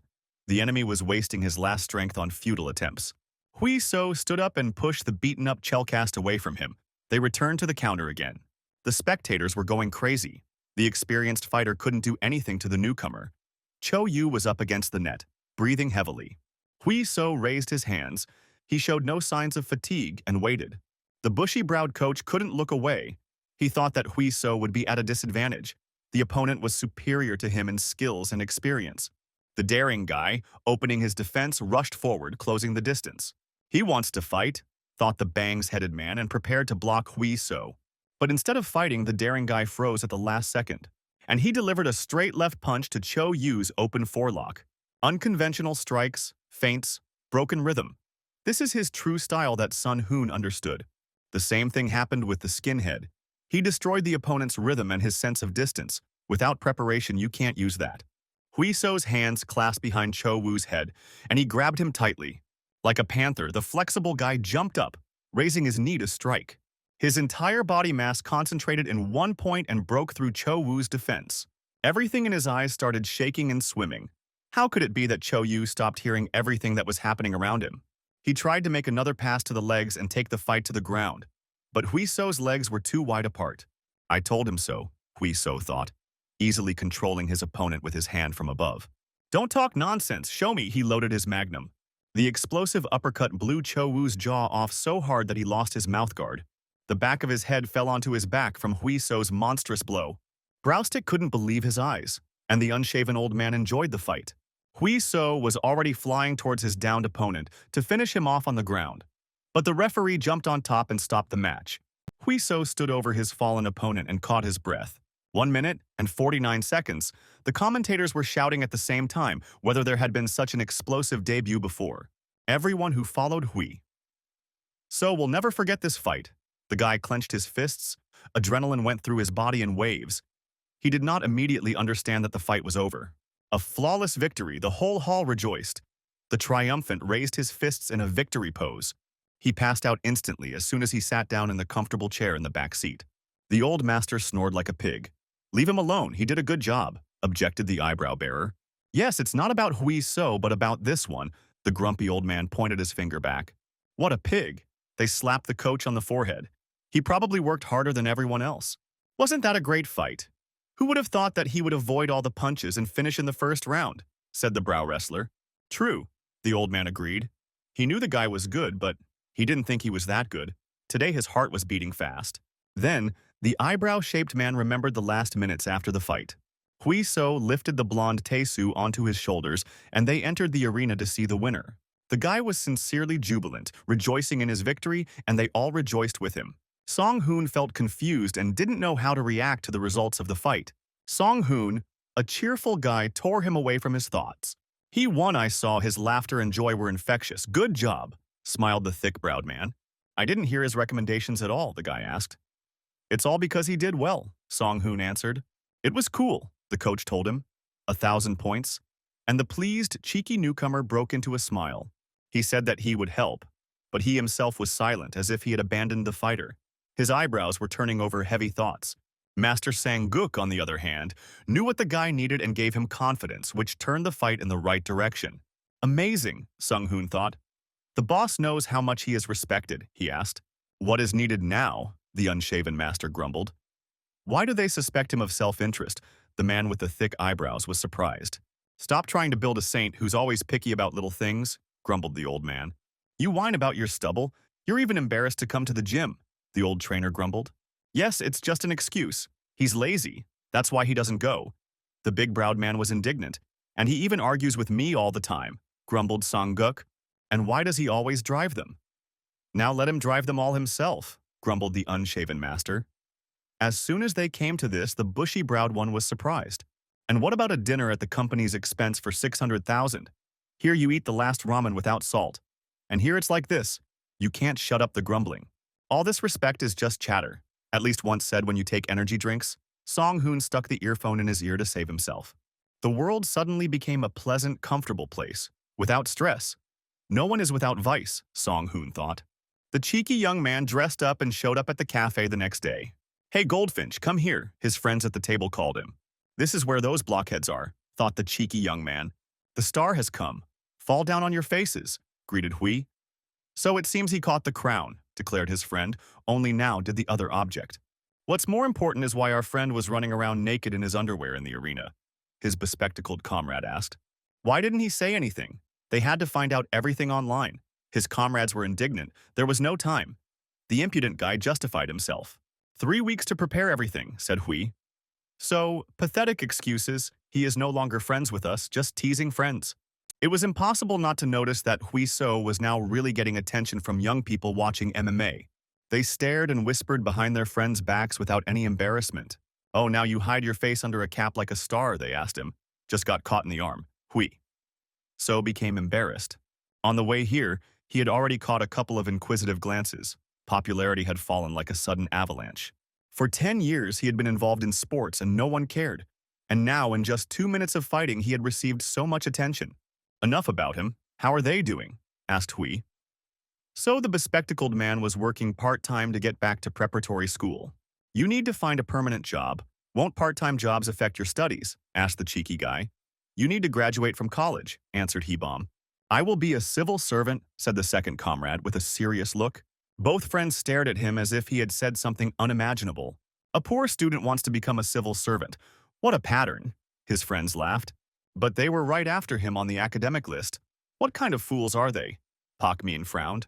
They were chatting happily about the good old days when Hui So felt a vibration in his pocket. He took out his phone. The guy was surprised why his father suddenly decided to call. "Busy," he heard his father's worried voice on the phone.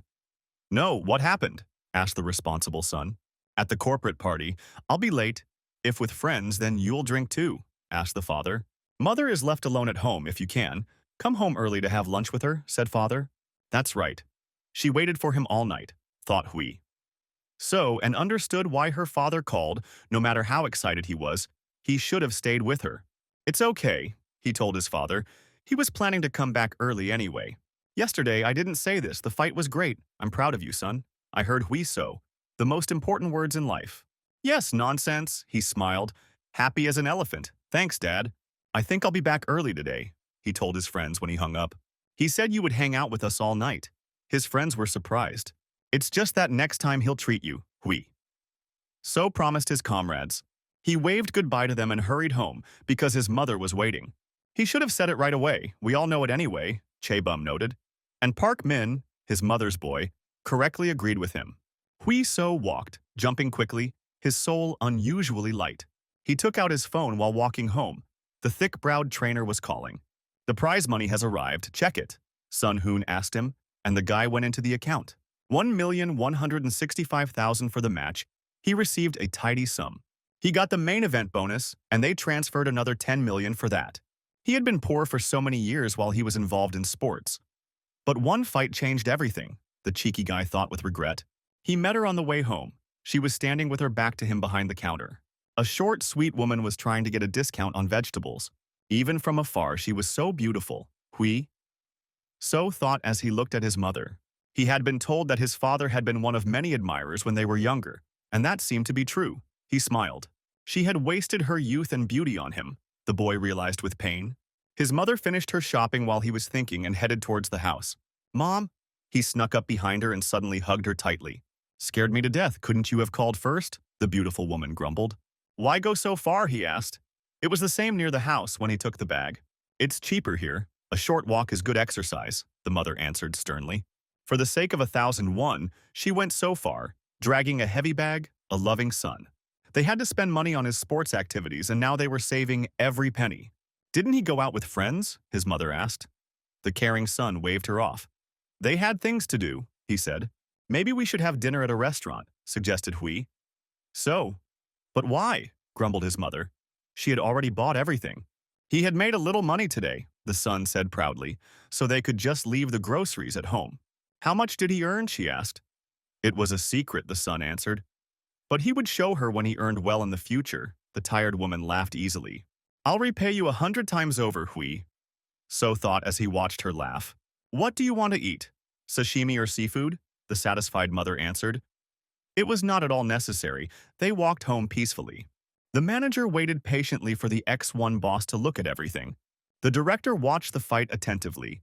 The shouts of the crowd and commentators were heard through the speakers.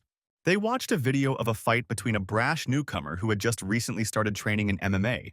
The guy made his debut a month later and showed himself well. He completely dominated his opponent throughout the fight. He used high techniques and tricks, defended himself well, and by all indications he was a high-class fighter. Impressive and spectacular jump kicks, the crowd roared with delight. And a brilliant knockout at the end of the second round. An incredible fight, the director thought. The recording ended quickly, but the feeling of a good fight did not go away. What do you say, director? Asked the assistant and turned on the light when the video came to an end. He fights so damn well the director couldn't hold back his emotions. He is really a newbie. He was surprised since you haven't seen him. That means he is definitely a newbie, the manager replied.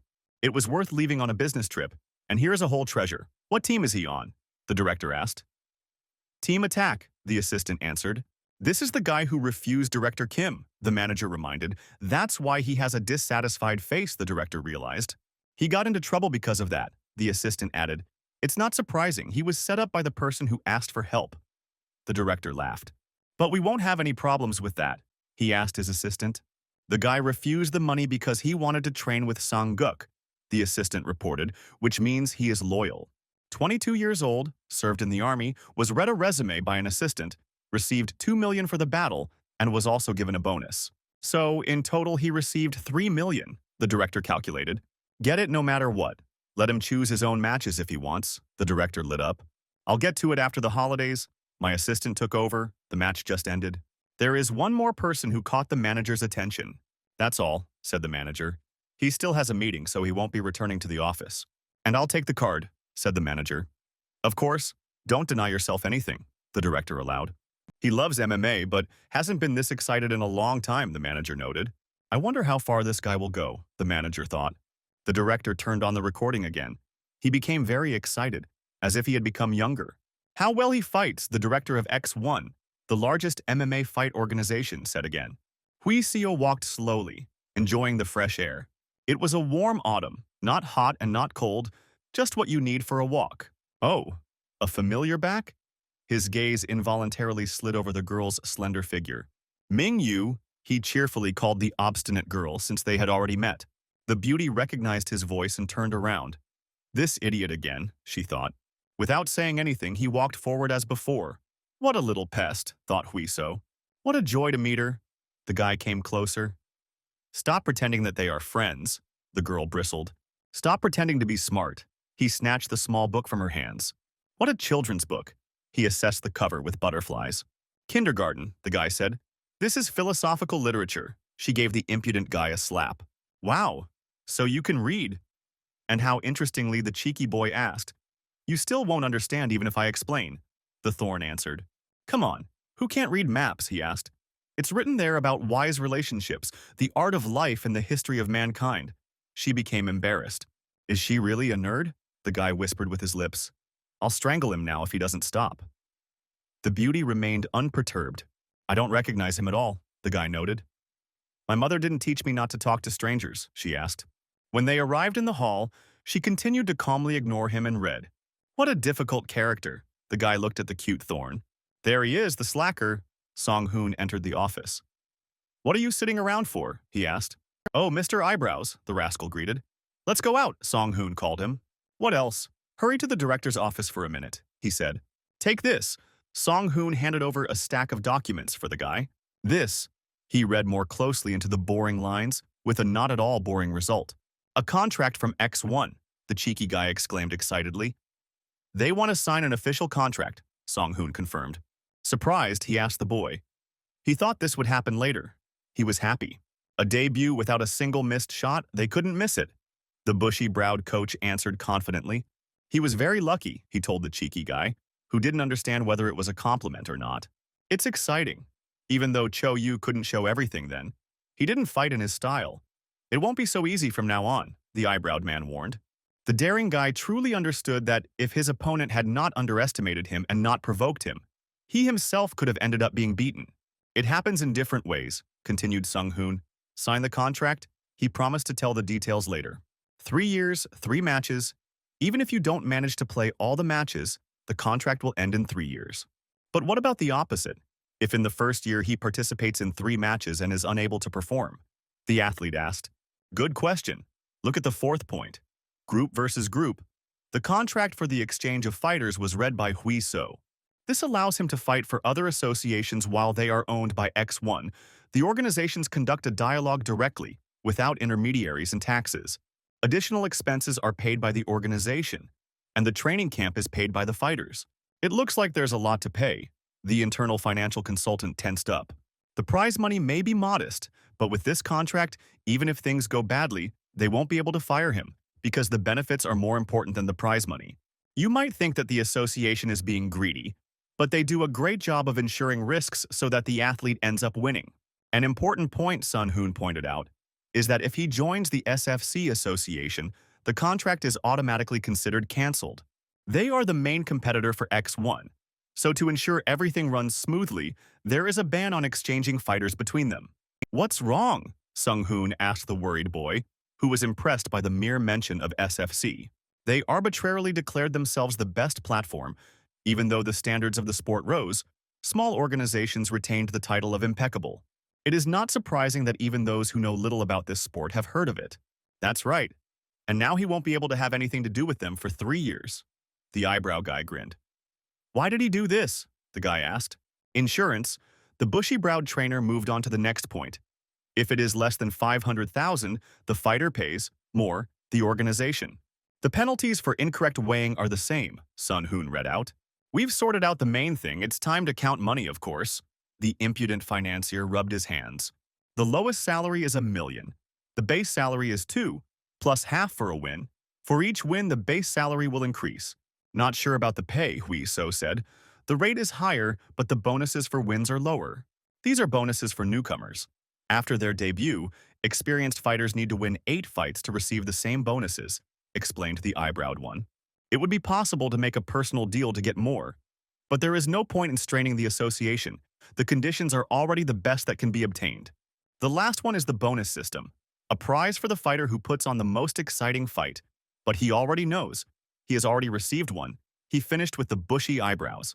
Remember this carefully before you sign the contract, said the serious, bushy-browed coach.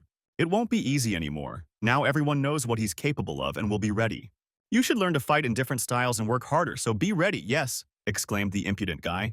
Song-hoon waited until the boy put a cross next to his name and reached into his pocket. A present, he placed another paper on the table in front of Huiso.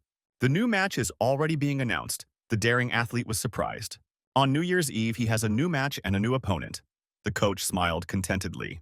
A crowd of bandits with bats and rebar picturesquely surrounded the hero in the center. With shouts, they rushed at him in a well-rehearsed sequence. Well-placed wide swings that fit into the frame. They hit within millimeters of the hero in the middle, who also moved well. The stuntman turned his head in time and the fist slid across his face. Immediately after him, the next extra attacked, as if during a rehearsal. He was thrown back with a beautiful and effective roundhouse kick. The crowd of bandits parted, letting the fighter who had flown away pass. They screamed and rushed with redoubled fury. It looked natural. Die! The extra jumped up and flew at the actor in the center of the parking lot. They spun around in crazy, twisting strokes.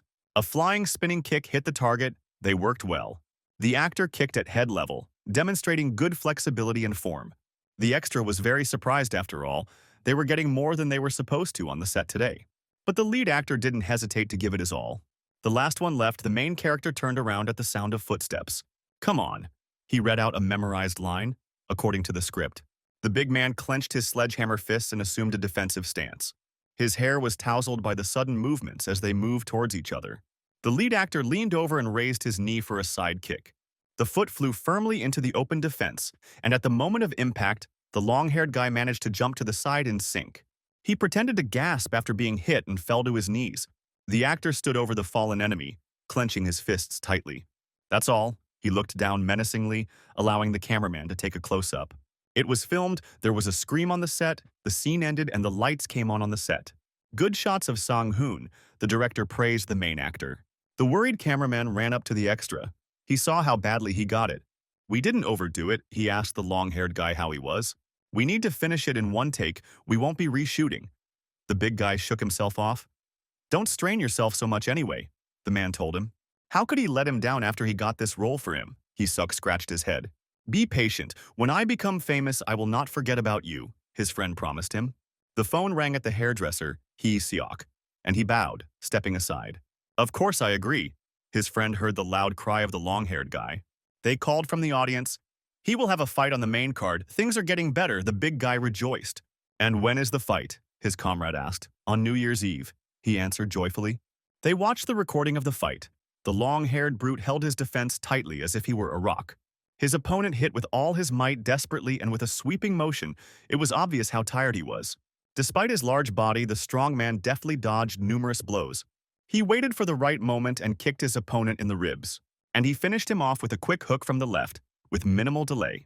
The match ended in a quick victory. The big guy showed good fundamentals. What do you think? Asked his bushy-browed trainer.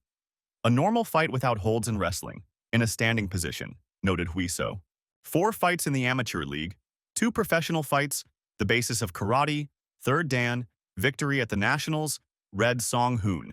He has good fundamentals, a real thorn. They attack a lot, have good endurance, explained the bushy-browed coach. Endurance is like a battery level. No matter how a person copes mentally, if he is exhausted, he will not be able to move. Many professionals who train for many years can freeze and get hit, not because they don't want to move or don't know how. There are 3 types of strategies for this match, Brovastic continued. The first option is grabs and pushes. He's bad at them, but Huiso is bad too, so that option is out. The guy is pinned. The second one is to outshine him in endurance, but the impudent boy is smaller and has worse endurance, so this one is also out of luck. What is the third option? Asked Song-hoon. To go out and win. The impudent athlete threw up his hands. Bingo! The usually calm eyebrow twister suddenly exclaimed. Attack relentlessly and crush his defenses until you break through him completely. If he were that strong, he wouldn't think about strategy and would just attack with all his might. Huiso sighed. Such attacks don't exist, the eyebrow man said. But there is technology, he noticed. What kind of technology? The impudent boy pricked up his ears. Muay Thai, also known as Thai boxing. Sun Hun simply answered him. This type of martial arts, the strongest in attack, especially elbow and knee strikes, master it, and you will be able to break his defense Hyseok. Let's start right now, suggested the bushy-browed guy, but the impudent guy was surprised who to learn from. Don't worry, everything is ready, Song Hoon praised himself. He will now be introduced as the only Thai boxing specialist on the team, said Sun Hoon. Here he is, the great slob with the bangs, Chung Hwan. There was a silent pause. Huiso couldn't find anything to answer and wondered if this was a joke. He doesn't inspire confidence, he smiled tensely at his best friend. Sung Hoon asked him to teach the impudent blockhead how to hit with his knee and elbow, but Young Hwan didn't agree with it, surprising Huiso. You can't hit your opponent with your elbow on the ground, and you can't hit him with your knee when he's leaning on 3 points. At the moment, the most Huiso can do is just push and kick, his friend noted. That's why you need to study the flame, said the friend. What kind of plum is this, Hui? So didn't understand. One of the important holds in Thai boxing, for delivering elbow and knee strikes, the friend replied. There are many matches in which fighters lost because they did not know the flame. These techniques require a good base. First, let's learn how to grab, said Young Hwan. First, with your left hand, grab your opponent firmly by the neck. He will most likely do the same, your friend asked correctly. Then you pull your opponent's left hand with your right hand to create the correct angle. This is the flame grip. It takes the right angle to hit your opponent with your elbow at close range. You see, the fingers are free in this position. The one who takes it first will win this fight, showed the essence of the technique of Chong Hwan. Just like now, he suddenly grabbed the neck of his impudent friend and pulled him towards himself and down. This is training, Hui. So was indignant. Stop grumbling. How are you going to get out? He asked, when he closed the lock on the back of his head. I'll just grab your arms and throw you off, said the daring fighter. But what if he hits you with his knee from below? Young Hwan began to work on it. He can't go back. They hold him tightly and only press harder, but if he tries to go to the legs, his head will be too close to his knee. Try to get out. Young Hwan easily dragged the guy from side to side. He completely controlled him. In the first half of the capture, you can still quickly shake off the enemy. If you have the strength and a quick reaction, he pushed away the impudent friend. There is nothing more terrible than getting caught in a flame when you are already pretty exhausted. Now he will show you how to get out, his faithful comrade taught him. He ordered Huiso to grab him, and he locked the padlock around his friend's neck. He pressed his shoulder hard on his wrist, as if hiding his head in a shell. With a loud cry, his friend freed himself from the grip, easily throwing off Huiso's hands. That's cool, the comrade said smugly. Stop fooling around, there's still a lot of work to do, the cheeky guy replied. This is part of the teaching of the great guru. Praise quickly, he kept joking. But looking at his serious friend, he continued. You need to take the correct stance if you are taken into flame, and tense your neck and back. If the opponent is the same height, then when he moves his back, his arms will straighten and the strength will leave them. He will no longer be able to control the grip. Then rotate your torso, use your shoulders as leverage, and break free from the grip, the friend explained. But if the hold is already complete, the strength of the neck is not enough to break free. You can try to knock him down while he hits with his knee. He asked Huiso to use a full flame hold on him, and he clasped his hands around his neck. If you get stuck in a flame, you can slip your hand between your opponent's hands, he demonstrated. When the capture is complete, there is very little space and the enemy, knowing what can be done, will actively interfere with this. But if you turn your shoulders and make your opponent look inside, Young Hwan made the move. No matter how little distance there is between the hands, you can slip out. In this case, the hand slides inside the grip. He hooks his right hand onto Huiso's hand, and turning the body again, he easily tore apart the strong lock that it held. It is difficult to see the free space to get out, but the situation can quickly change into different outcomes. That was not bad, Hui. So praised his friend, more praise to the god of praise, he rejoiced. Who would have thought that such an unreliable slob would be useful? Continued the impudent guy. Come here, answered the friend. Since he used to wrestle, he should have good balance. He needs to learn this hold and there will be no problems, summed up Zhang Huan. That's all for today. Time to shed, Young Hwan whispered quietly. Hui, so finished training, you can grab him. He waved his hand to his friend. Strength coach. Ti Yong happily walked onto the stage. Finally fresh blood, The training maniac was blooming. For what? Everything in Huiso's chest went cold, but it was too late to run. Why is he here, the traitor? He asked Yunghwan, and he justified himself by saying that the muscles of the neck and back are important for flame, and Taeyong is the best fit. That's how, doesn't he know what kind of person this is? Hui Sung shook his friend desperately. And what kind of a man is he? A huge brute crept up from behind? Hiccup! The impudent guy cried out. So what kind of person is he, dear Kim Hui?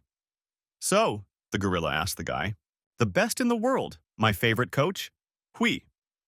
So smiled tensely, letting his friend go. Since the guy appreciated it, let him carry it back now. Are the words about love really a lie?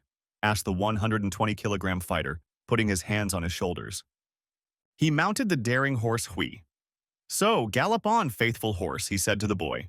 No pain, no gain, Chung Hwan quipped after his comrade. Who said he was staying? Taeyeon asked. He would ride him after. They are so busy and he doesn't want to disturb them.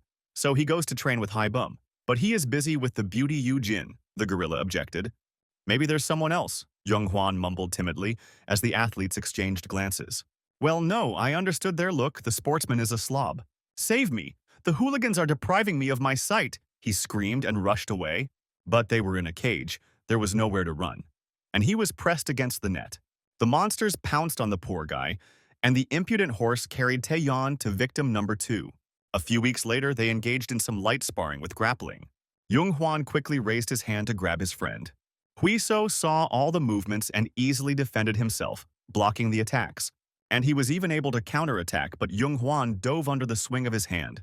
They moved quickly in a stance, attacking and counterattacking at close range. Huiso knocked Jung Hwan's hand away and got even closer. He felt a grip on his neck. His friend became noticeably faster. Pressing his neck lower, Huiso fired his knee into his stomach. Jung Hwan straightened up with the strength of his back to prevent himself from being caught in a full lock. Huiseo slipped his hand inside Jung Hwan's grip and held his neck tightly. The knee dug painfully into the side of his ribs, and Jung Hwan cried out. Jung Hwan slipped his hand between them and pressed it against Huiso's chest. Turning his body, he broke their grip and the fighters flew in different directions around the ring. Both landed on their feet and quickly regained their balance. Enough, Jung Hwan said suddenly. They had finished sparring. He did a good job, he got the gist of it and praised me pretty quickly, his friend. Rest until the next training. He waved at him, and a tired Huiso fell to the floor. It's lucky that Jung Hwan studied Thai boxing professionally. Without him, he wouldn't have learned it. His strength and endurance increased. The daring guy assessed himself. Although usually you can get one thing. One tired cutie suddenly sat down next to him. These days, Huiso asked the girl, meaning the days before the fight when you need to watch your weight, die, she answered silently. No snacks, fatty foods, fast food or salt. It was already hard without juicy chicken. She could afford nuts and dark chocolate. In addition, the girl had to drink a lot of water, 6 or even 8 liters a day, which affected her mental state. Fewer calories, more training, and running to the toilet all the time, it's no wonder that the usually prickly girl turned into an irritated hedgehog. And yet he wanted to support her somehow, since the beauty tried so hard. Only 10 days left to endure, he gave the girl his signature smile 32. Why is it talking to me? The beauty wondered. Let him take better care of himself, she bristled. But how can he not take care of his peer and friend? The impudent guy insisted. Get lost, you're annoying, she replied. But the guy absorbed all the barbs. I really wanted to strangle her, but it was clear that she was having a hard time. Huiso thought when the coach brought Yujin some water. The girl stood up sluggishly but obediently. Huiso looked at her small back. Now he treated her like a friend, and it was not easy to watch her suffer. She wants to die now, he thought so hard when he was called out. It's time already, Taeyeon called to him, and a chill ran down the back of the daring athlete. The big guy in front of him did not promise an easy walk. Time for a fun warm-up, that is. A workout before the warm-up, the coach laughed cheerfully. The cheerful inscription on the t-shirt only increased the oppressive feeling, I will kill you, Huiso read. Mom, give him back. He thought about how many heavy sets they would prescribe today. Time flew by, the team got 5 matches. Jung Hwan participated in the Central League battle. There were no problems with the other 3 matches either. Yujin won a tough match in the 3rd round with a choke and became a star in the lightweight division. The slacker friend almost won his match, but missed a counterpunch and was knocked out. Taeyong got so angry that he promised to strangle the negligent fighter, but he took it all as a joke, and he was almost strangled. How bad it is because of the weight control, the cheeky guy whined. Song Hoon sternly told him to be patient, because others have it much harder. This time there was no noise, the cheeky guy noticed. And what did he want more noise? The bushy-browed coach asked. And Huiso shook his head. That was also normal. He was called to the weigh-in, and he ran there briskly. Give me your things, helped the bushy-browed Sun Hoon when he started to fuss. Fighter Lee Hui-so passed. Weight 77 and 2 kilograms. Next, Ju Ho-seuk called the head judge who was conducting the event, and called again when the fighter did not show up. He was there when they took roll call at the beginning, was surprised by Hui-so, and heard the sounds of the flush tank. Sorry, I went to the toilet. Ju Seok came out of the stall in a dirty suit. Even without makeup, he looked lousy. Where is the escort? The judge asked. The guy looked so bad, like he was about to die. He couldn't lose weight, Hui-so thought. He almost fell off his feet, but the referee managed to catch the exhausted, long-haired fighter. Ju Ho-seok weighed in, results announced, 77.5. Shirtless, he looked like a formidable opponent. I'm thirsty, the cheeky guy impatiently urged the trainer, but he kept rummaging through his bag. It seems he forgot the bottle in the car. How many people has he trained and still forgets water? Song Hoon grumbled at him. Are you thirsty, Hui? So heard a muffled voice from behind. Take this, please.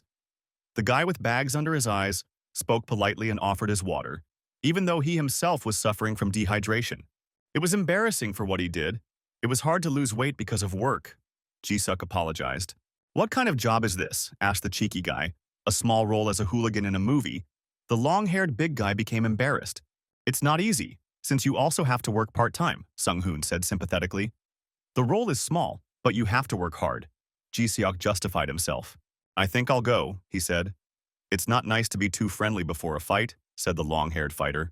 Thanks for the water, Hui. So said goodbye. A good guy, he said. Cho Woo-chung was a real beast. True, the bushy-browed trainer agreed. But don't feel sorry for him for being polite. He'll fight like a dog. Of course, he will give it his all at the match, the cheeky young man answered decisively. On the day of the match, he was chewing on some strange dry vegetables. How he wanted some chicken, the cheeky guy whined. What a sumptuous feast. Chestnut hair tickled the face. The sweet smell of chocolate teased the nostrils.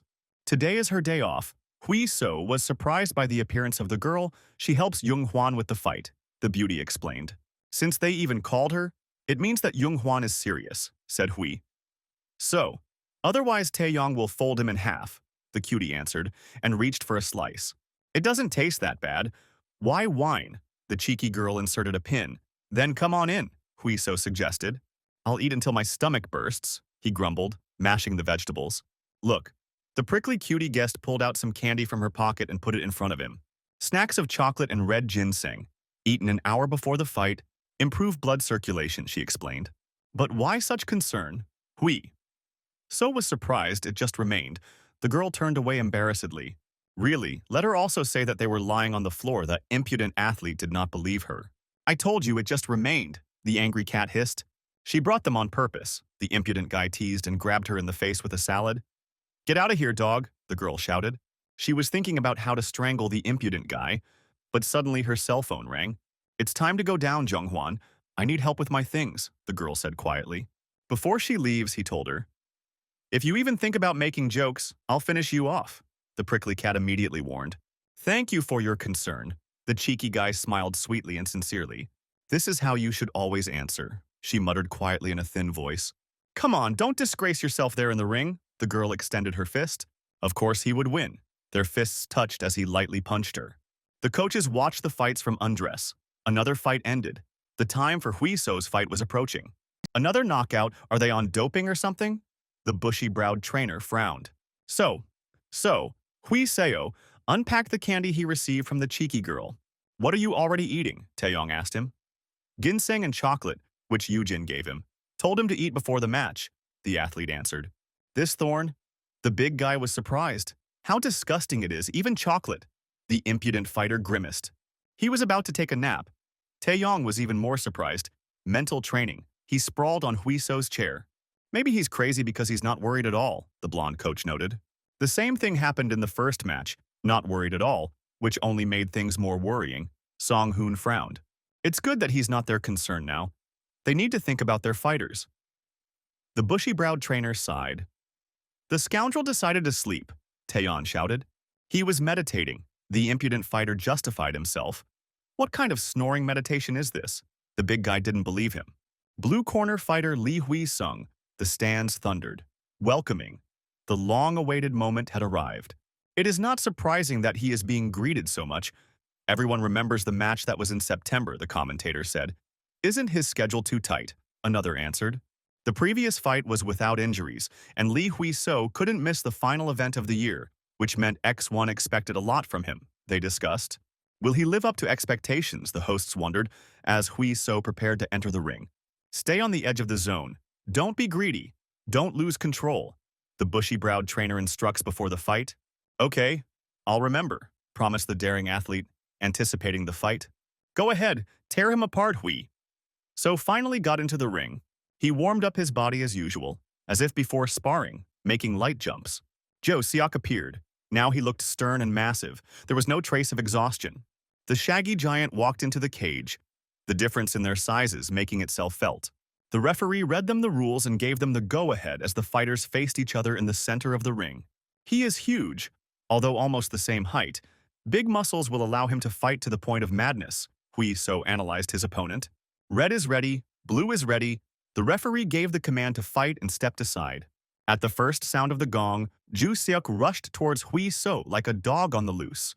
But this time the daring guy kept his distance and was in no hurry. It was not to his advantage to enter into an exchange with a large opponent. He met his opponent with a series of long punches and jabs to test his defense and break his tempo. Hui-so kicked the ball into his thigh, but Ju Seok managed to raise his knee and block the serve. He immediately counterattacked, pressing with all his mass. A powerful blow to the body to the liver found a gap in the daring guy's defense. It hurt, Hui-so continued to dodge and study his opponent.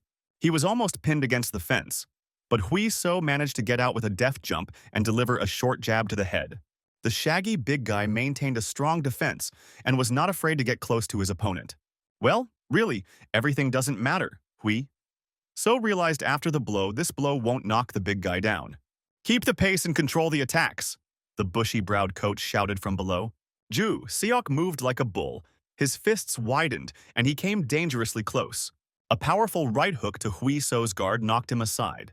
He had to stop to regain his balance and immediately took another series of heavy shots on defense. How tough Sun Hoon assessed their opponent, but they have something to respond with. Hui-so was good at defending himself against attacks he couldn't dodge. He deftly dodged blows to the head and was just a hair's breadth away from a heavy knockdown. Jo Seok's cannon shot knocked down his crossed block. An explosive uppercut almost took off his chin, but Hui-so managed to stop his opponent's movement in time with a kick to the chest. A direct counter-push knocked even a big guy like Ju Seok back. The strong mop quickly regained his balance and prepared to repel the next attacks. But his appearance became confused. The enemy was behaving too insolently. He's gone crazy. What is he doing, Coach Hui-so was stunned. Why did he lower his defense? Hui-so opened up completely. He stretched out like a wild mongoose, making it clear who was currently in control of this field. He's deliberately asking for trouble, the shaggy big guy assessed the situation. Nothing has changed. You need to press until the enemy is exhausted. The main thing is to maintain the rhythm. Ju Seok went on the attack, and instantly he ran into a straight left to the head, bypassing all defense. Hui-so easily stopped his opponent. He attacks quickly. He clearly saw the enemy's next move. The next movement was also quick, and the big guy managed to notice it out of the corner of his eye. The right landed on the side. Ju Seok didn't have time to raise his defense. That's not all. He saw how Hui-so regained his balance and was preparing to attack again. Low kick, prepared to defend from below, Ju Seok, and pulled up his leg. No middle kick to the left, he responded as Hui-so changed his stance and raised his right leg. Again a trick, the fighter became confused, not knowing what to expect from the enemy. Hui-so had completely confused him. He was superior to the big guy in speed, and now he was also using tricks. Everything has changed. He is forced to constantly watch Hui-so's legs to understand when to expect a blow. Without noticing it, the big guy had his back against the net and was being driven into a corner. They completely changed roles. Now Ju Seok was the hunted victim, looking for a way to get out.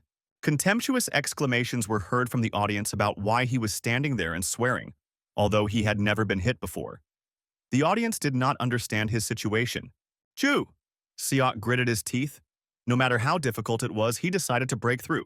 A side middle kick landed right under Ju Seok's elbow into his body, and while he was thinking, Hui So attacked. But the big guy stayed on his feet, even after he was kicked.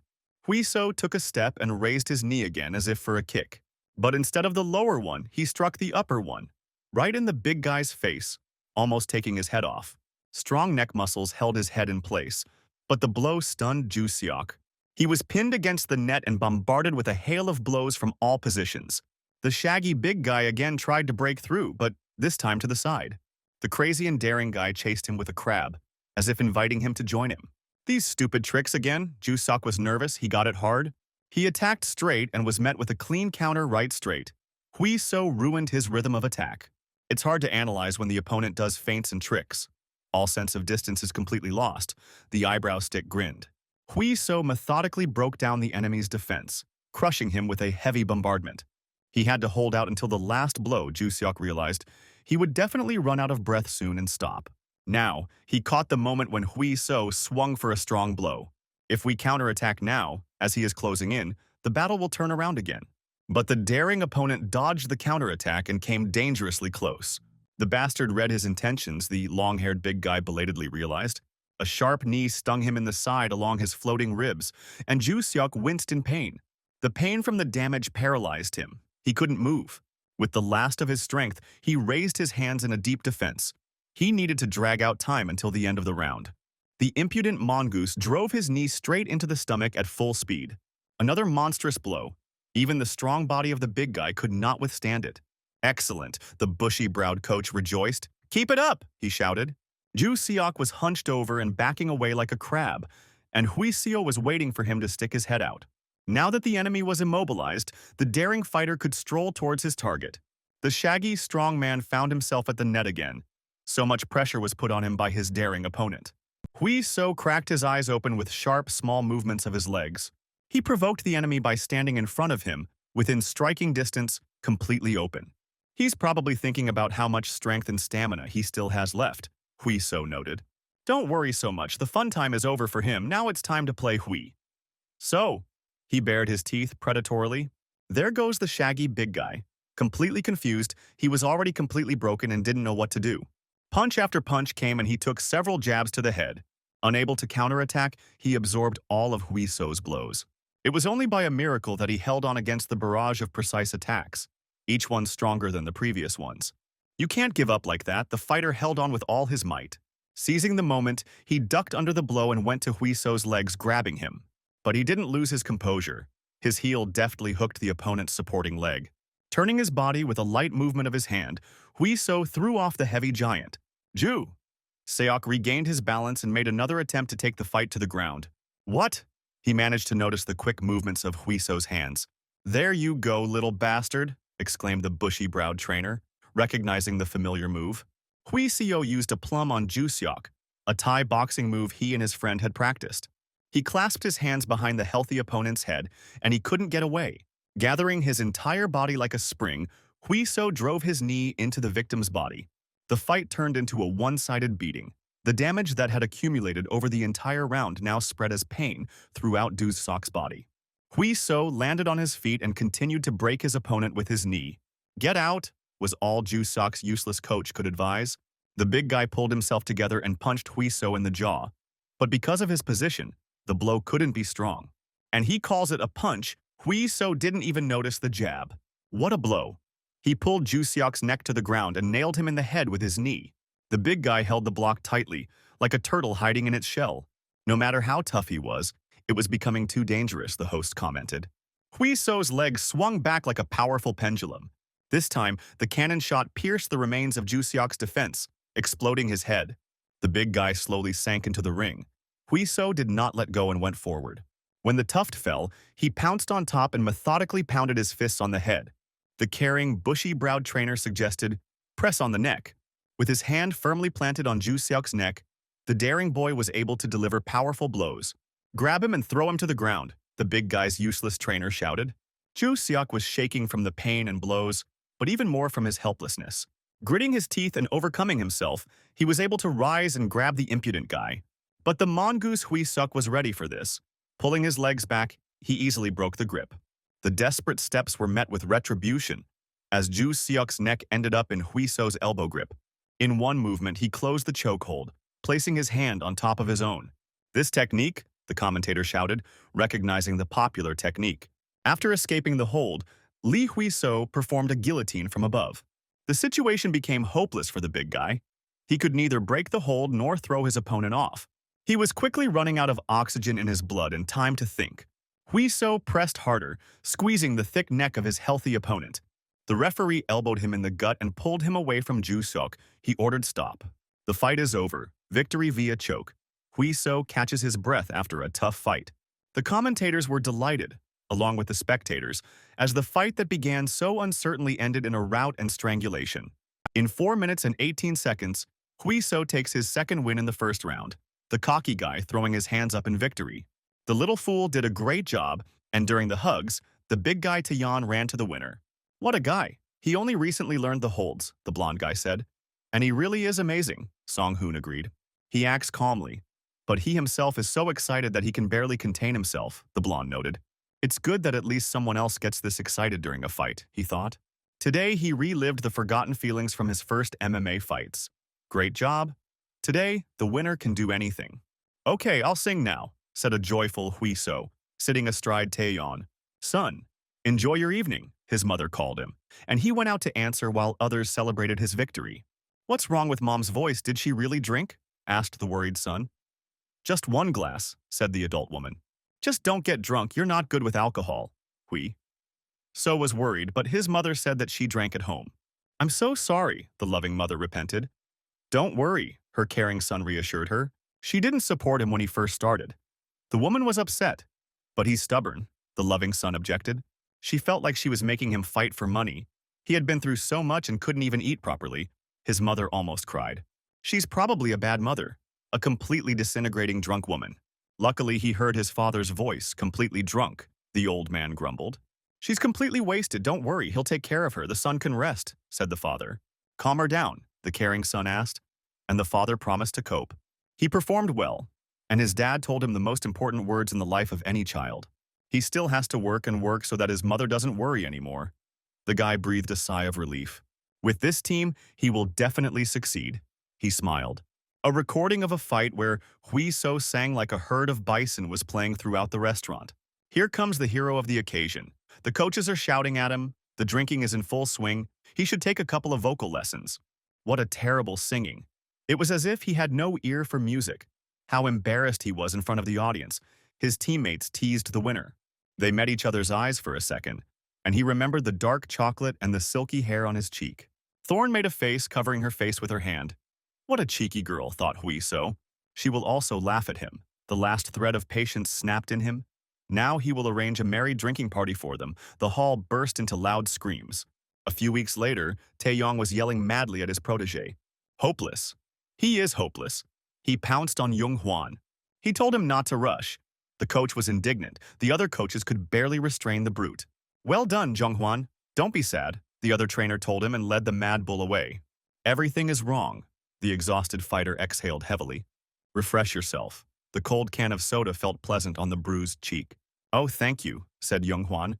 Don't worry about it, Hui. So reassured him. Sorry. He didn't live up to expectations. He helped him so much, the fighter reproached himself, at least he didn't lose, consoled Hui So. In the first round, everything went well for him. He started with a straight one, which won the sympathy of the audience. Taeyong shouted at him to press slower and watch his opponent better. But the slob got too overheated and pounded the deep defense like a wind-up toy, ignoring all advice. As soon as he got tired, he opened his chin, following his bad habit. And, in the end, what was supposed to happen happened. Both fighters exchanged blows simultaneously in the center of the ring, and both of them fell into a deep knockout, which amused the spectators' stands. But since Jung Hwan won again, he won't become a pro anytime soon.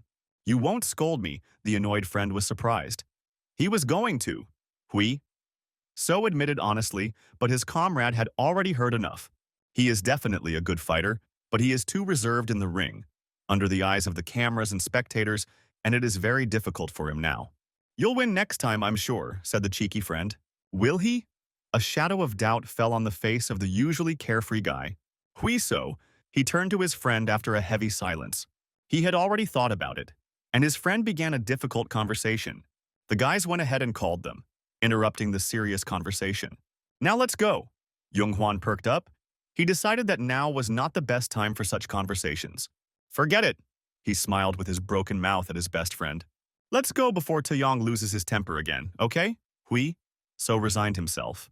He said nothing, only watched his depressed friend go, and at that moment his back seemed small.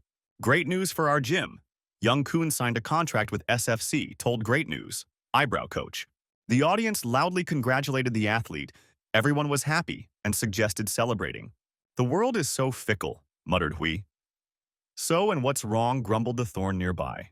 Yesterday, Jung Hwan lost the opportunity to debut, and today, Young Kun received a contract with SFC.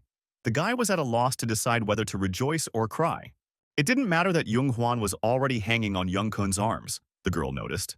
Another announcement, in mid-June, there will be a match and they need a person for the coaching team, announced Sung Hoon.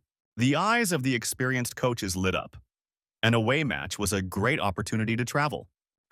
Everyone immediately rushed to him like cats to sour cream. The blonde guy wanted it so much that he even pushed the massive Taeyeon aside. Me, he asked me too. But it's not so easy to push aside a giant. He himself could push aside anyone, and he proposed his candidacy. Why are they silent? Asked the eyebrow-bearing extras. Do they even have a chance? Whined the other team members. Part of the crew, part of the ship, said Song Hoon. Everyone has a chance. Wonderful. The athletes blossomed with rays of hope. Those who debuted as pros and had a match coming up were excluded, Sung Hoon said sternly, and the gang immediately faded away. This is the order from the authorities. Hui. So was filled with enthusiasm. Even the thorn on the right wagged its tail. But then who should go? Everyone asked a logical question, and Sun Hoon thought about it. Let's draw lots. He took out a board to draw stripes for the game. Great.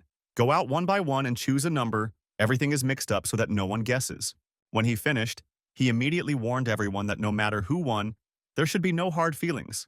And the team agreed. Hui So will be the first one, the bushy-browed coach said, and everyone visibly tensed up. Lucky, so lucky.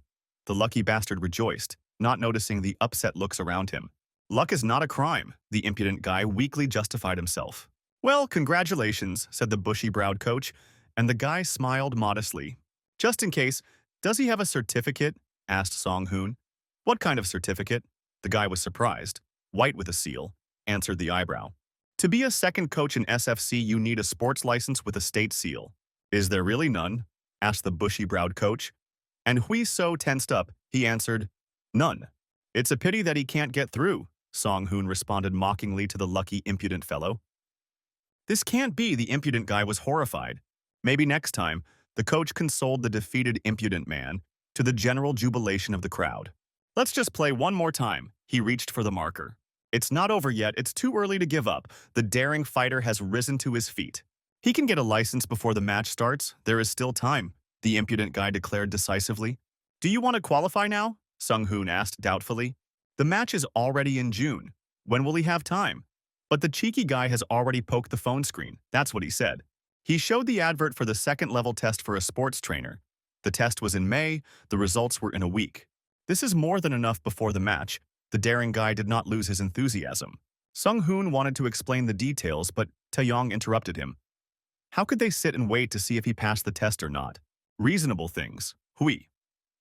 So had nothing to say in response to this. The lonely thorn stocked up on popcorn and watched the battle from the sidelines. If he gets a license, he will go to the match. If not, he will treat the entire team to a banquet worth 300,000. He put forward the conditions. The sum is round, thought Hui So. He earned it for winning the last match, the gym fan insisted. Mere trifles for him. All you need to do is get qualified, thought the cheeky guy. They are waiting so tensely, something is clearly fishy here, the athlete doubted. And Sung Hoon looked unhappy. Taeyong reassured the coach that everything would be fine. And the daring fighter pondered over his decision. It doesn't matter if it doesn't work out, he'll just pay. But the daring guy wasn't going to miss such an opportunity. Shake on it, he agreed. And Taeyong accepted the bet. Don't back out later, he said sternly. This concerns him too, Hui. So answered him. Freebie, let's decide what we'll drink and eat. The other coaches agreed, as if they had already written off Why So. But he's trying so hard, guys. What do you think needs to be done first? Taeyeon said sternly. We need to decide who will go instead of him. He ended with another farce. Hui So snored peacefully over his textbooks, which he hadn't sat down to since school. His caring parents watched and tried not to disturb him. The old, unshaven master returned to the hall after a long bender. "Boss!" The bushy-browed trainer greeted him as he came around the corner. "What did not expect to see the boss at work?" asked the unshaven master. "Here are the snacks." He gave a bag. "All because the master worked outside the hall," said Song-hoon. "There is so much here." The brow-bearer was surprised. The master had already eaten, he asked him, and he answered that he had eaten before coming. They cleaned the hall well, it was so clean. The old master was surprised. Song-hoon probably made everyone scrub everything. He can be left in charge of the hall since he is so meticulous, the unshaven master thought, looking at his colleague. "Who do we have here?" the unshaven master wondered, looking into the break room. "Hui Seo is preparing for the test to become a trainer," Sang-guk learned from the eyebrowed man. "He said that he can't concentrate at home." "What kind of test is this?" asked the unshaven master. The second level of the trainer, Song-hoon shared the details. "He won the position of Yong-kun's second coach, but he doesn't have any qualifications to be admitted, so he's puffing and puffing," said the thick-browed man. "Why didn't you dissuade him?" the old master grumbled, as if it would be easy to do with this stubborn blockhead. But the unshaven master wanted to object. But Song-hoon raised his hands. Everything had gone too far anyway. It was too late to dissuade him. "Why is everything so ugly when I just step away for a moment?" the lazy master grumbled regretfully. "He has a rating match in May," Sang-guk said. "Great news," the thick-browed man rejoiced. "A lightweight match," the lazy master clarified. But why suddenly, Sun-hoon was surprised. His body is not very inclined to gain muscle mass. His opponents are bigger than him, and it will only get more difficult. He needs to fight in his own category. He is not so experienced in losing weight, and if he still worries about preparing for the test, he might not cope, the unshaven master worried. "Let's listen to what he has to say first," the grumpy coach decided. "I can handle it," the daring fighter declared without a shadow of a doubt. "He understands exactly what is happening," he grumbled. "The master, of course," the athlete answered confidently. "You will need to lose a lot of weight. I'll need to lose 10 kilograms from my current weight, plus a diet, and then study." "Then it will be very hard," the old master insisted. "We can just start and then we'll see," the guy said confidently. He promised to make sure that nothing interfered with his training. Everything will work out. He is Li Hui. So, the impudent guy proudly poked himself in the chest. "Is this enough to take his word for it?" the master grumbled. "What else is left? You just have to try," the young and daring one dug his heels in. "Okay," said the grumpy master after a moment of thought. "Let him do as he pleases, Hui." So heard the old master's approval with joy. "But there is a condition." The grumpy trainer shook his finger sternly, that the guy should not even think about refusing. "There should be no overlap. Training, sleep, food, study. You can't get up early and go to bed late for the sake of study," the master said sternly. "They will prepare for the match together," the unshaven master suddenly declared. "He is always on a bender." The impudent fighter was surprised. "This time the enemy is serious. You need to know how to fight him so he will help," said old man Huiso. "Of course, all matches are important," the old master continued to grumble. "But this case is special. Win or lose, how he behaves during the match will affect his career, that's clear," he asked the guy. He responded promptly and energetically, always ready. "This match is the most important. If you do everything haphazardly, you can lose everything for which you worked so long and hard." He pointed his finger at the boy. "Okay, I'll remember this," the guy mumbled. "What a weak answer," the old master grumbled at him. "If you doubt, don't take it on," he pressed. "I'm ready to put my life on the line," the impudent guy shouted loudly throughout the room. "Excellent. That's better," the unshaven master grumbled contentedly. "Here is your opponent's data." He handed several sheets to Hui So. "What kind of stupid name is he? I couldn't read it. Cheeky guy." "Mitsubishi Suzuki. This is your first time fighting a foreigner," the old master laughed. "Don't let the Korean auto industry down." As the store, Mitsubishi, greeted the bespectacled, bearded salesman. "Yes," the stooped Japanese man rubbed his glasses. He was acting deliberately modest. The bearded fat man scratched his belly. "Everything is okay?" he asked his employee, and he quietly answered that everything is fine. "The buyer forgot to take the change," the bespectacled man mumbled. The beard said nothing. "Consider that he earned a few kopecks." The bespectacled man began to lament that if a person would not be able to ride the metro if he did not have enough of these kopecks. "How can a man be so timid? That's why he doesn't get along with anyone." The fat man patted him on the shoulder. "In any case, You did a good job for two. The shift is over. You can go home. The bearded man, the fussy employee, let go. After changing his clothes, Suzuki went outside, gaped like a klutz, and ran into a passerby. Sorry, the bespectacled Japanese man apologized overly modestly. Mitsubishi slowly made his way to his hall. The closer he got, the more intensely the fire flared up in him. As soon as he crossed the threshold, another person appeared, replacing the timid and cowardly one. He looked closely at everyone present in the room, which made them catch their breath. The athletes quickly stepped aside, making way for the unsociable fighter. Mitsubishi took off his glasses like a restraining seal and carefully placed them on the shelf. The long-eared maniac killer changed into a sports uniform. Suzuki walked up to the bag, warming up. He loved hitting the punching bag the most. Again, this crazy guy made other athletes tense up, thinking about changing the gym. The sounds of heavy blows echoed throughout the hall, the bag swinging like a toy. The blows were a dry bang, as if a heavyweight was hitting. The bespectacled man could not be called a weakling. The valley maniac broke into a creepy grin, imagining how he was beating living flesh. Meat, more meat.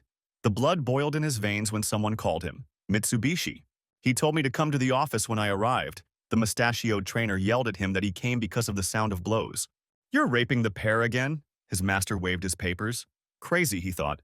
Stop apologizing, it's no use anyway, he shouted at the negligent fighter. The match was in March.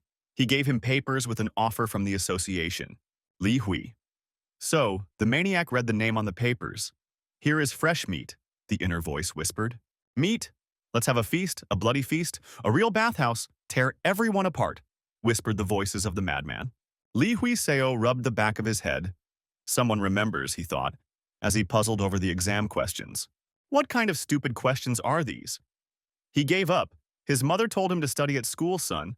But no, he didn't listen. Now he suffered. The fighter was grieving. Stop pretending you have a brain. His thin voice pricked him. Why is he sitting here, wearing out his pants and not in the restroom? Asked him the gorgeous and sweet sportswoman. He thinks better here, he answered. Close the door before you leave, she said in an indifferent tone and was about to leave. But the guy suddenly stopped her. Do you know what is written here? He asked her, not understanding why, but he didn't want her to leave so quickly. And what was there? She leaned closer. The spicy smell of cherries and chocolate teased her nostrils. That stupid question, he showed in the book. And this one, here's just something to cram. The girl gave her verdict. Anyway, he's too stupid to understand. And this one too, she read his list. At some point he stopped listening to her and just looked at her lips. No wonder she's been nicknamed the MMA goddess. Long brown hair that smells like lavender shampoo. Beautiful jasper eyes shine brightly and attractively in the sunlight. Velvety skin, elastic and toned, glowing with health due to the fact that she plays sports. The scent of perfume quickly intoxicated. What are you staring at? She caught his intense gaze. Nothing special. She just smells delicious, the guy blurted out without thinking. Oh. He realized that he had fallen into a trap, and now he didn't know which paw he needed to bite off to get out. The smell is nice, I like your perfume, he tried to explain, but it only got worse. I just got out of the shower, she said in a gentle and embarrassed voice, thoughtfully twirling her silky hair around her finger. That's right, that's the whole point. He smiled like a complete fool. If there are no more questions, then I'll go. The girl stood up calmly. It's good that she didn't get angry, he took a breath. And what kind of voice was that? He looked after the beauty with the narrow waist. She was leaving again. Eugene, he decided to call the girl. He was also going to go. Didn't she want to go with him? Then he awkwardly scratched the back of his head and tried to speak calmly. This completely broke their usual pattern of communication, so the girl even froze. He was also silent. Silence is a sign of consent, but he didn't know it, so he thought he had just been brushed off. That's right, Song-hoon gave him a bunch of tasks, so it won't work whether he was saving his reputation or digging deeper, depending on how you look at it. For a long time, she suddenly asked softly, as if nothing unusual was happening. How long will he help Song-hoon? The dumb girl almost added at the end, embarrassed, and again twirled her silky hair around her finger. Yes, perhaps. The guy who had just lost the last bits of his mind was terribly slow. And what? He asked. I just asked, the beauty answered, slightly disappointed. She left, the girl said, and he absurdly wished her good luck and to take care of herself. What was that now? The blockhead completely lost his former audacity. Yes or no? That is the question. If yes, then yes, and if no, then no. Thoughts swarmed like bees in the young head. The bell quickly brought him back to his senses when it rang at full volume. This is an old master. He read the message with the video of his opponent. But what did he hope for? The heated guy asked himself. What's wrong with this patient? The cheeky guy experienced a bout of vomiting. Huiso was deep in thought, but it wasn't his crazy opponent that worried him. Did that cheeky thorn notice what he was trying to do? They had grown distant again lately, he thought about the girl. What was I thinking about? An unshaven master, the boss, appeared and the guy immediately said hello. He's not overexerting himself, the old coach grumbled. And everything is on schedule, Huiso confirmed. Excellent. The master praised his efforts and asked if he had seen the Mitsubishi fight. The daring guy, completely out of his mind, gave this assessment of his opponent. He appears to be a talented boxer, with furious attacks that stun his opponents and bring him closer to victory. But there is one problem. He has absolutely no breaks. Even when the fight is already over and the referee stops him, he tries to finish off his opponent. At the weigh-in, he looks shy, doesn't even look his opponents in the eye, and when he beats them, he looks like a real maniac. That red-headed guy is just a naughty child compared to this crazy guy. 10-win streak, only 1 loss. History in X1 starts with 6 wins. He's a pretty successful fighter, fast, defends well. Considering this, the guy needs to box, but he is definitely worse at this. An unpleasant opponent because their styles are very similar. And he began to notice details better. His studies helped. He already knows how to fight, the old master noted. But So threw up his hands. He hadn't learned this yet. I saw that match, his coach asked. I saw it. The impudent guy answered incomprehensibly. The match ended in a technical knockout. The victory over Mitsubishi would be based on this match, the unshaven master told him sternly. Objectively speaking, Choi Do-hee is weaker and slower than John Silly, the unshaven master explained. Despite this, Choi's strikes were preemptive, and even if they struck at the same time, Silly was hit harder. Why? The master asked. It doesn't matter. It was a waste of time asking. The coach grumbled when the guy let out a long "A." Correct timing and high precision of strikes, the unshaven master continued to grumble. Choi Do punched a little faster, although his punching speed was slower, and this disrupted John's pace, although his punching speed was faster. Even though they were punching at the same time, Choi knew his opponent's movements well and turned his body faster, thus outpunching him. The same goes for the accuracy of the blows. He didn't hit just anywhere but at painful and vulnerable spots. If you do the same, the opponent's strength no longer plays a role. Now they will practice these two things during training. But is it possible to do it in 2 months? The impudent guy wondered. In most cases it's impossible, but the guy might succeed. The unshaven master grumbled contentedly. Isn't there too much faith in him? The fighter suddenly began to doubt. Everything is fine. He won the matches with his talent, and now he needs to learn to use it. That was all. The old master stood up to continue loafing around somewhere. Get to work, he said sternly to the cheeky boy who also wanted to relax. Huiso quickly felt like a cabin boy on deck.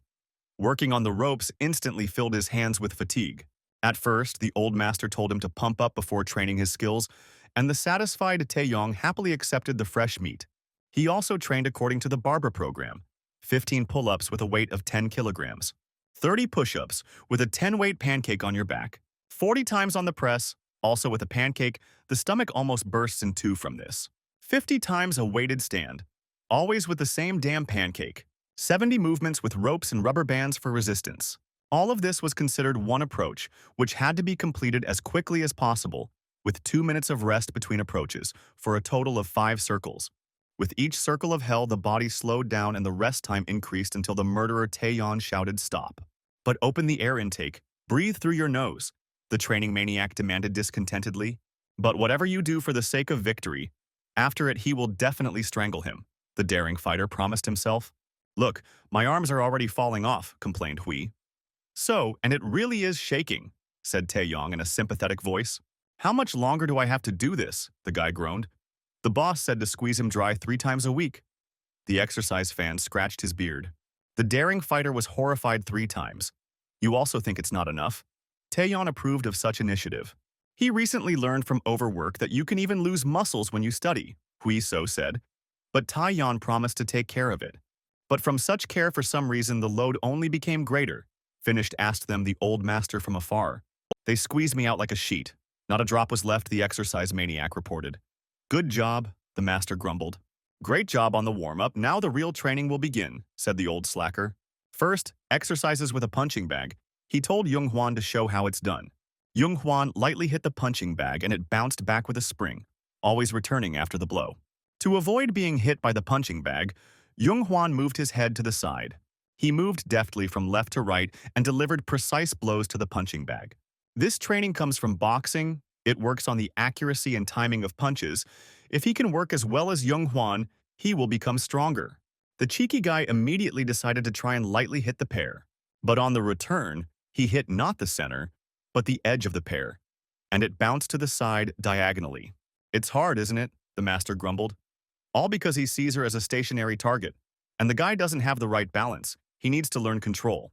The next stage of tap ball, an ideal exercise for improving accuracy, and the dynamics of visual sharpness and counterpunches, was demonstrated by Jung Hwan. The ball was tied to the head, and after the hit it kept flying towards the face. If Jung Hwan moved, the ball would also fly at strange angles. He quickly kicked the ball so that it flew towards the cheeky guy, enough to scare him. "It's scary," said Hui. "So, because small and fast it's just a sponge," grumbled the unshaven master. "Ho, quite good." The daring athlete also decided to try, but praised himself prematurely. He immediately began to fool around as if he had received a new toy. "What a blockhead," thought the old master. "It's amazing that the pros use such a size," Jung Hwan admired. Looking at his daring friend, he really is a genius.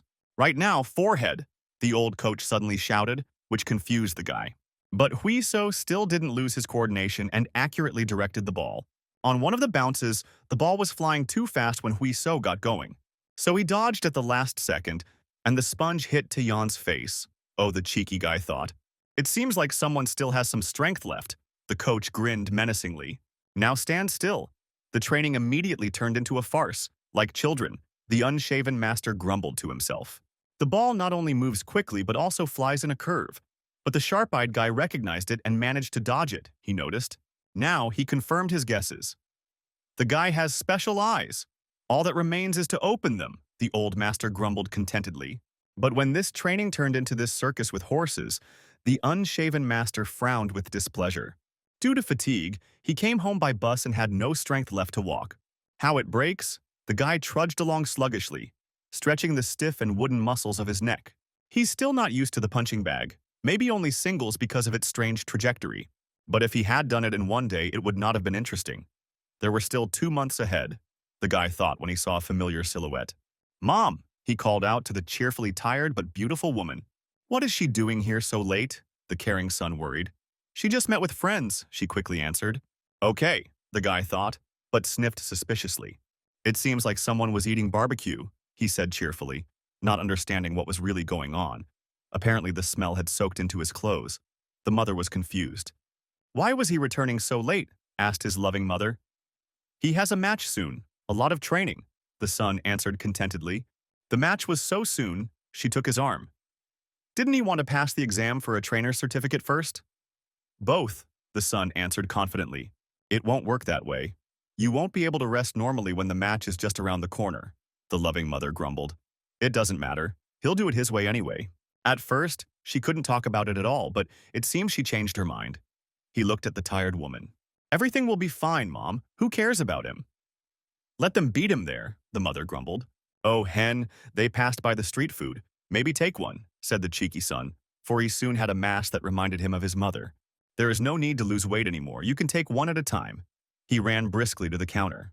"He already has a healthy forehead, but he's such a fool." She looked after him. "It looks like I should buy some perfume," she thought, sniffing her clothes. Everyone was given sheets of paper. The examiner's voice was heard. "Then proceed." Hui So began the test. He came back, he told Taeyong. When he arrived, he felt even more exhausted than after training with him. "I failed it well," he asked mockingly. "It will be clear in a week." The athlete scratched his head.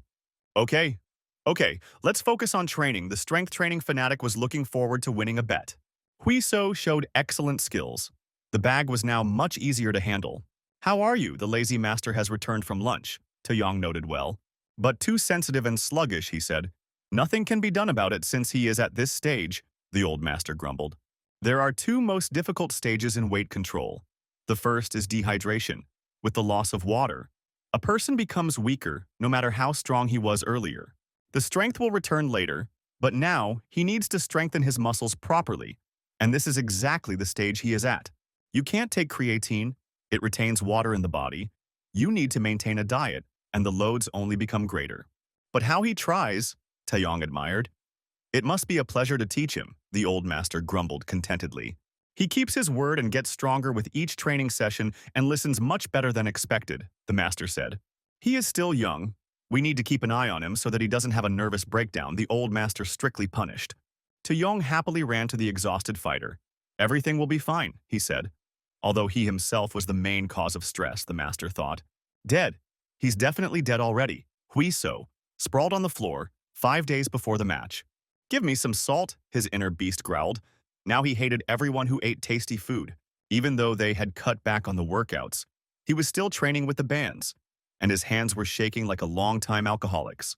You can't count how many trips to the toilet he made. His urine is cleaner than alpine mines.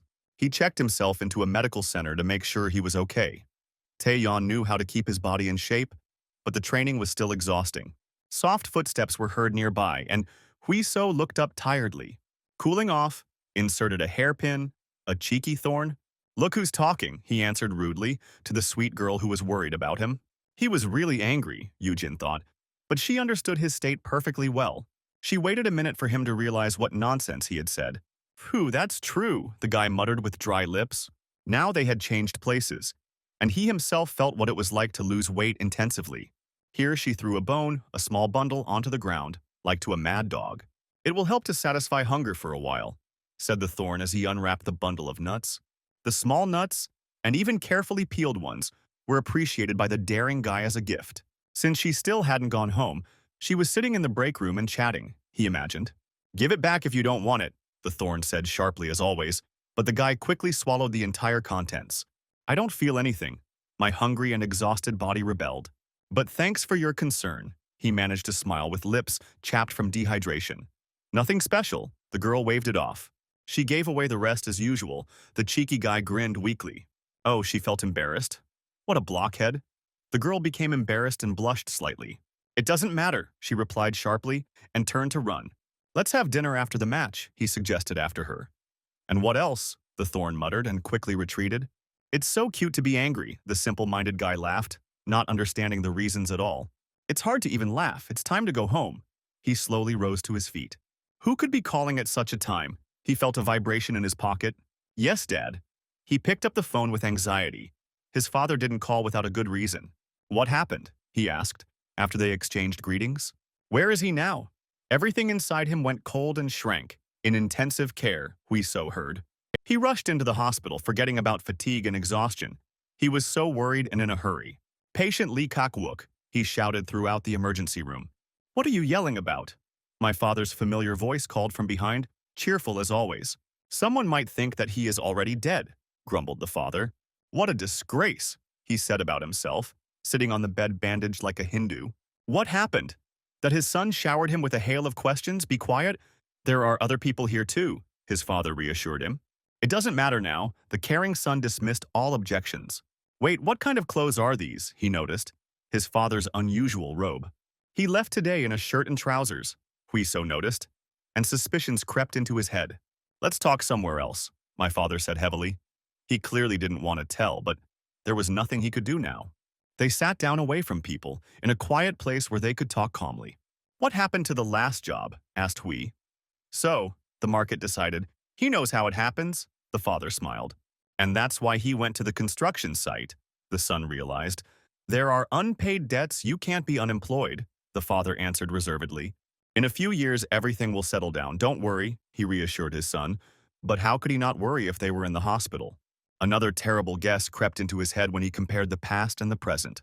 Mother also works, Huiso's heart sank, his father admitted correctly, in a restaurant. Why didn't they say anything? The loving son was upset. Forgive me, he said to his father. Why all of a sudden? What kind of regrets? The parent was surprised. For so many years they paid for his coaches. All parents do that. He has no talent. And sport is not his thing. He should have left earlier, he muttered. Grandma told him that he needed to leave, but his parents insisted that he continue to study, and now the family is in debt. They believed that once the expenses were recouped, life would become easier, Huiso recalled. But he still failed. I want to become someone my parents can rely on. the guy blurted out. Li Hui So. His father cut off his tirade angrily and sternly. They didn't do this for him to whine now. Or maybe he thinks that it would be better if he made a different decision. The father got angry. They didn't follow anyone's lead out of whim. This was their conscious decision, the father answered calmly. No one will blame him regardless of the results, especially since he was a schoolboy before and could not make such decisions. Son, there is nothing special about us. Every person faces their own difficulties if he puts a strong and warm hand on his shoulder. It's part of life's journey, lack of money, trauma, and everything that hasn't happened yet. Everyone is healthy, and they have a responsible son. One day, all the financial difficulties will also be solved, the parent confidently declared. Live with pride for your family, he said. And Hui So almost cried, a bitter lump rising in his throat. He raised his hand to his face to brush away involuntary tears. The last thing he needed was to start crying like a little girl. How's your head? He asked, calming down. He thought he wouldn't ask anymore. He answered about his father. Well, they bandaged him. He looked into the phone camera. Mother is probably going crazy, said the guy. Don't worry, father will soon go on a business trip to the countryside, the parent reassured. Enough about that. He has to study tomorrow, go home, no one is dying, put him out on his father. There's nothing to be done anyway, the impudent guy sighed. Where does mother work? He asked. It would be better not to go to her. She would be embarrassed, father warned. I'll watch from afar since I've already learned about everything, answered the loving son. If you're ready, go now. Your shift will soon be over, his father told him. Hui So managed to catch her at work. What are you thinking about, friend? Don't you want to go home? Her colleague asked the middle-aged but still beautiful woman. The loving son looked out the restaurant window from afar, his heart bleeding. But he could do nothing. Mom is working hard again for his well-being, he reproached himself. He works so hard at work, but at home he doesn't show it at all. The guy was angry with himself. Just wait a little longer, dear mother. He clenched his fists. He was sure to win this match. Deep inside, he was burning with hellfire. The next day, he worked for 10 men, filled with cold rage. The blows exploded in dry pops on the training pause. The trainer could barely keep up with him. A blow, a dodge. Hui So moved like a clockwork toy without losing the sharpness of his movements. He saw all the blows that were flying at him and easily dodged them. Bam! There followed a powerful counterattack that almost knocked out the assistant. Why did he get so worked up? The old master noticed the change in his mood. Taeyong shrugged his shoulders, wondering himself, just yesterday he was whining and complaining of fatigue. Don't overexert yourself, Hui. So the match is coming soon, the unshaven master shouted to the impudent fighter. It's not clear how this happened, the old master noted with satisfaction. But the guy not only became morally stronger, he also began to move with minimal effort. He follows Taijun's timings, or rather, even reads them, the old master analyzed. Excellent, he grumbled contentedly. The boy is developing. Bam. The glove on Taijun's hand flew far away from the powerful blow. Show me what this crazy guy can do, the unshaven master grumbled to himself. On the day of weighing, I joyfully raised my hands when the scale stopped at 70.5 kilograms. The stocky Japanese also passed the weigh-in without any problems. Stir down, they took a stance. The Japanese looked shorter, but more massive accordingly. He looks impressive, the cheeky guy noted after examining his opponent. Maybe it's because he doesn't need to lose weight that much. Watching from above was even more interesting. For the first time, he fought with someone shorter than him. There was just one problem. His tank was leaking. Suzuki grinned terribly and muttered under his breath. Do you think that your opponent is a punching bag or something? Or something crazy? Said the impudent guy. Luckily, the Japanese guy didn't understand a thing about Korean and just stared at Hui So. That was it. The referee separated them in different directions, ending the star down. Hui So looked great in his best form and looked confidently at his opponent. The abnormal person feigned shyness and modesty. Why are you picking on him? Sun Hoon asked the cheeky guy who started it, but he justified himself. What did he do? Asked the coach, grinding his teeth and muttering, giving me goosebumps, said Hui. So, he really is as strange as they say. It seemed like he didn't care who was in front of him, as long as he could be beaten, the boy thought, and was grateful for that. Because that certainly won't happen on match day, he'll be able to focus on destroying the opponent. Good shots, now rest, Sung Hoon told him on the day of the match, after warming up in the locker room. The cheeky guy sighed with relief and sat down on the bench. He was completely calm. What are you thinking about? He's been quiet for a while today, the unshaven master asked him. For once, the lazy master paid attention to him. Unusually, the guy quipped, Your tongue is your enemy, the trainer grumbled. Nothing of the sort, the cheeky boy replied. This fight will prove his worth as a fighter. He thought about the old master's words. What is its real value? The daring fighter asked himself. The boy raised his finger up meaningfully. What an impudent fellow, thought the master. Nobody likes spoilers, said the cheeky guy to the lazy master. You're behaving as insolently as always, but without spoilers it's more interesting, the unshaven master agreed. We're waiting for your performance, he grumbled contentedly. 10 minutes. The organization's assistant interrupted them. Their exit. Let's have some beer and fried chicken after his win, the unshaven coach said. The master will treat you, the impudent fighter agreed and smiled. In the blue corner is the star newcomer Li Hui. So, the audience greets him with loud applause. The hosts commented on the match. This time he has a tough opponent. He has 7 wins under his belt in the lightweight division. In the red corner, a living Mitsubishi Suzuki engine, wearing a Hani mask, enters the ring. He always fights hard. The match lasts 15 minutes. There is enough time. Don't get into trouble. The more skirmishes, the calmer you need to be, the unshaven master gave the parting words. Go ahead, make a cutlet out of him, he wished the fighter. If you fail again, you won't get any more contracts, reminded Suzuki, his mustachioed coach. The fighters came to the middle, the referee called them, and they stood opposite each other. They are both so different, it's surprising that they are in the same weight class, the presenters talked. Suzuki won't have an easy time in this fight, but who knows? He's knocked out opponents bigger than Li Hui So. Besides, the Japanese has much more experience in fighting than the newcomer. Matches of physical strength versus experience, the leading commentators discussed. The referee gave the command to fight, and both fighters began to move in a circle, studying each other. Suzuki opened the fight first, landing a direct hit on Hui So's guard. He immediately went into a series of strikes, judging the correct distance. Tall Hui So had to quickly duck under heavy blows. As soon as I bent down, a powerful uppercut was aimed at my head and flew past my chin by a hair. Hui So dodged with his upper body, saving his strength. The blows whistled, scratching the tip of the nose. Each one could be the last. With perfect timing, Hui So fired a straight left to stop his opponent, and then he immediately moved the attack downwards, adding a low kick to the shin. Suzuki's calf muscle went numb from the stinging blow. But the stubborn Japanese, on the contrary, took a step forward and attacked from above. A hand slid across the back of his head as Hui So moved his head just a little to avoid the blow. Using his footwork, the cheeky guy circled around his opponent. Both fighters demonstrated excellent defensive and offensive skills.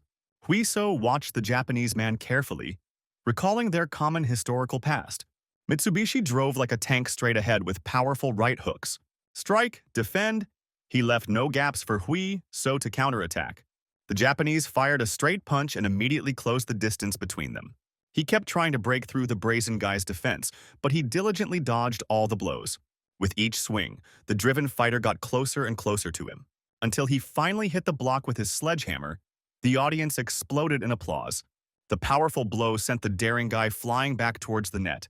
Having driven his opponent into a corner, Mitsubishi began to rain blows on his rival.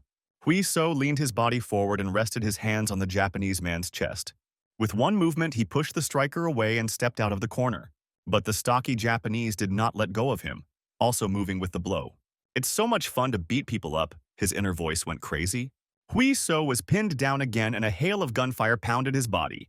The Japanese man's mustachioed trainer got excited again and became worried, although he had told the fighter to remain calm.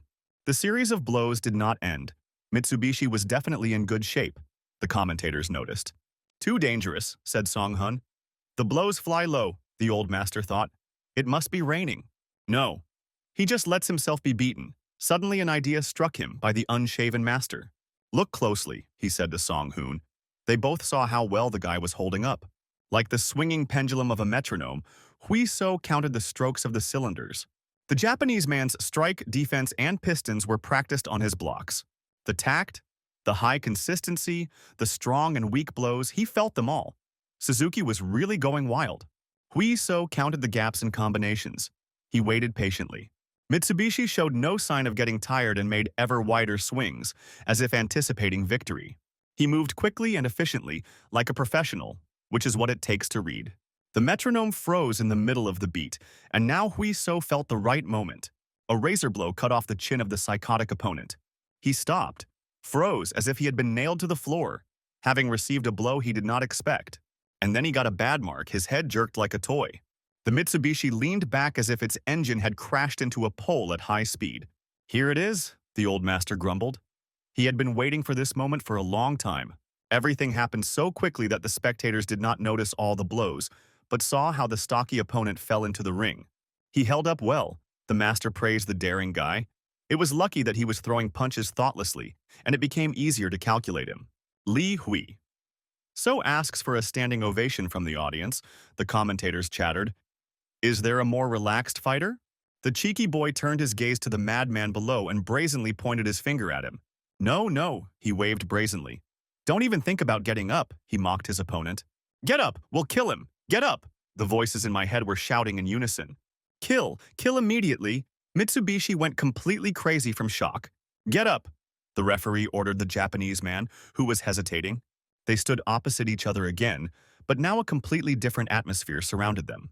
This time, Li Hui So attacked first, confident in his advantage. Keeping his distance, he fired at the enemy from a long distance, using his height and speed.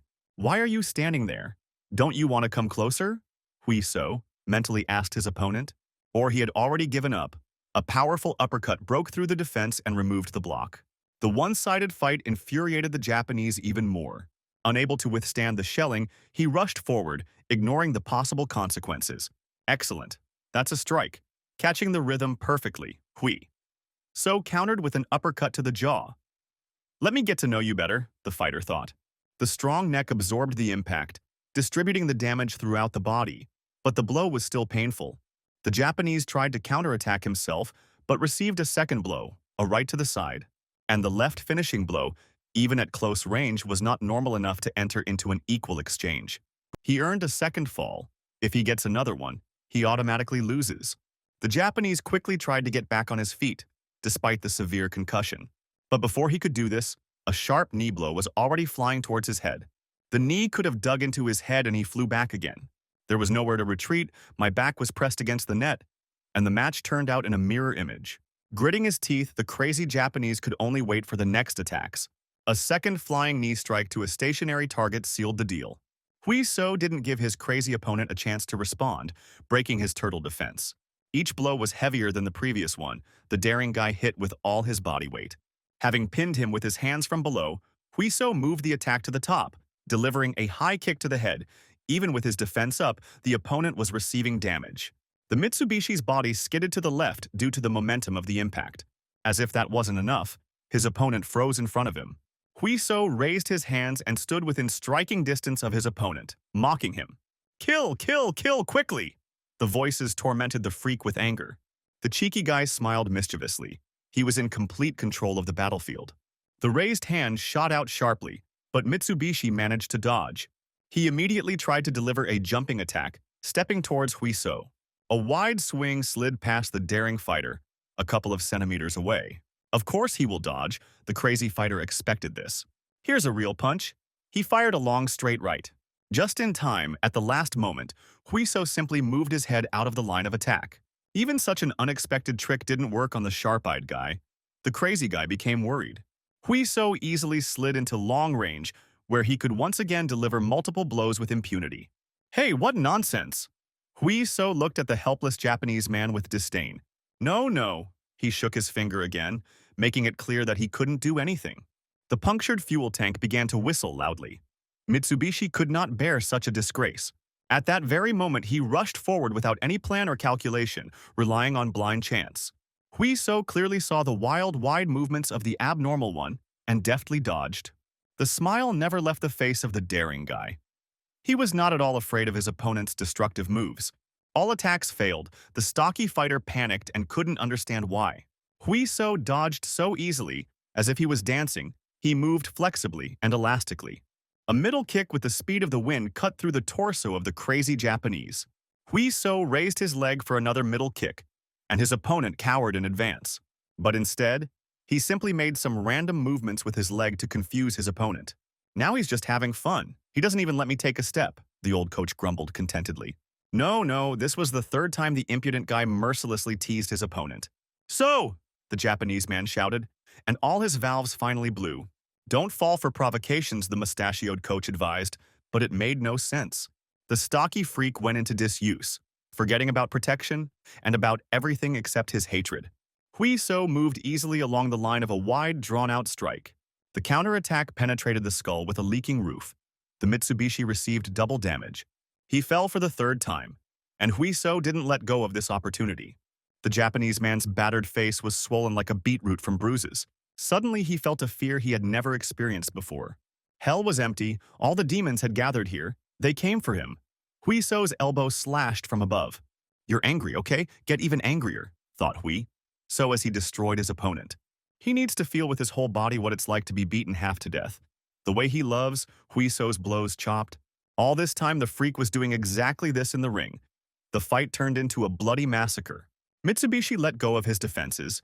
He lay there completely stunned, his eyes rolling back. The referee shouted stop.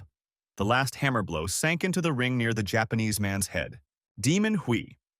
So came to his senses. The fight was over. The referee covered the defeated fighter with his body. Li Hui. So wins another fight by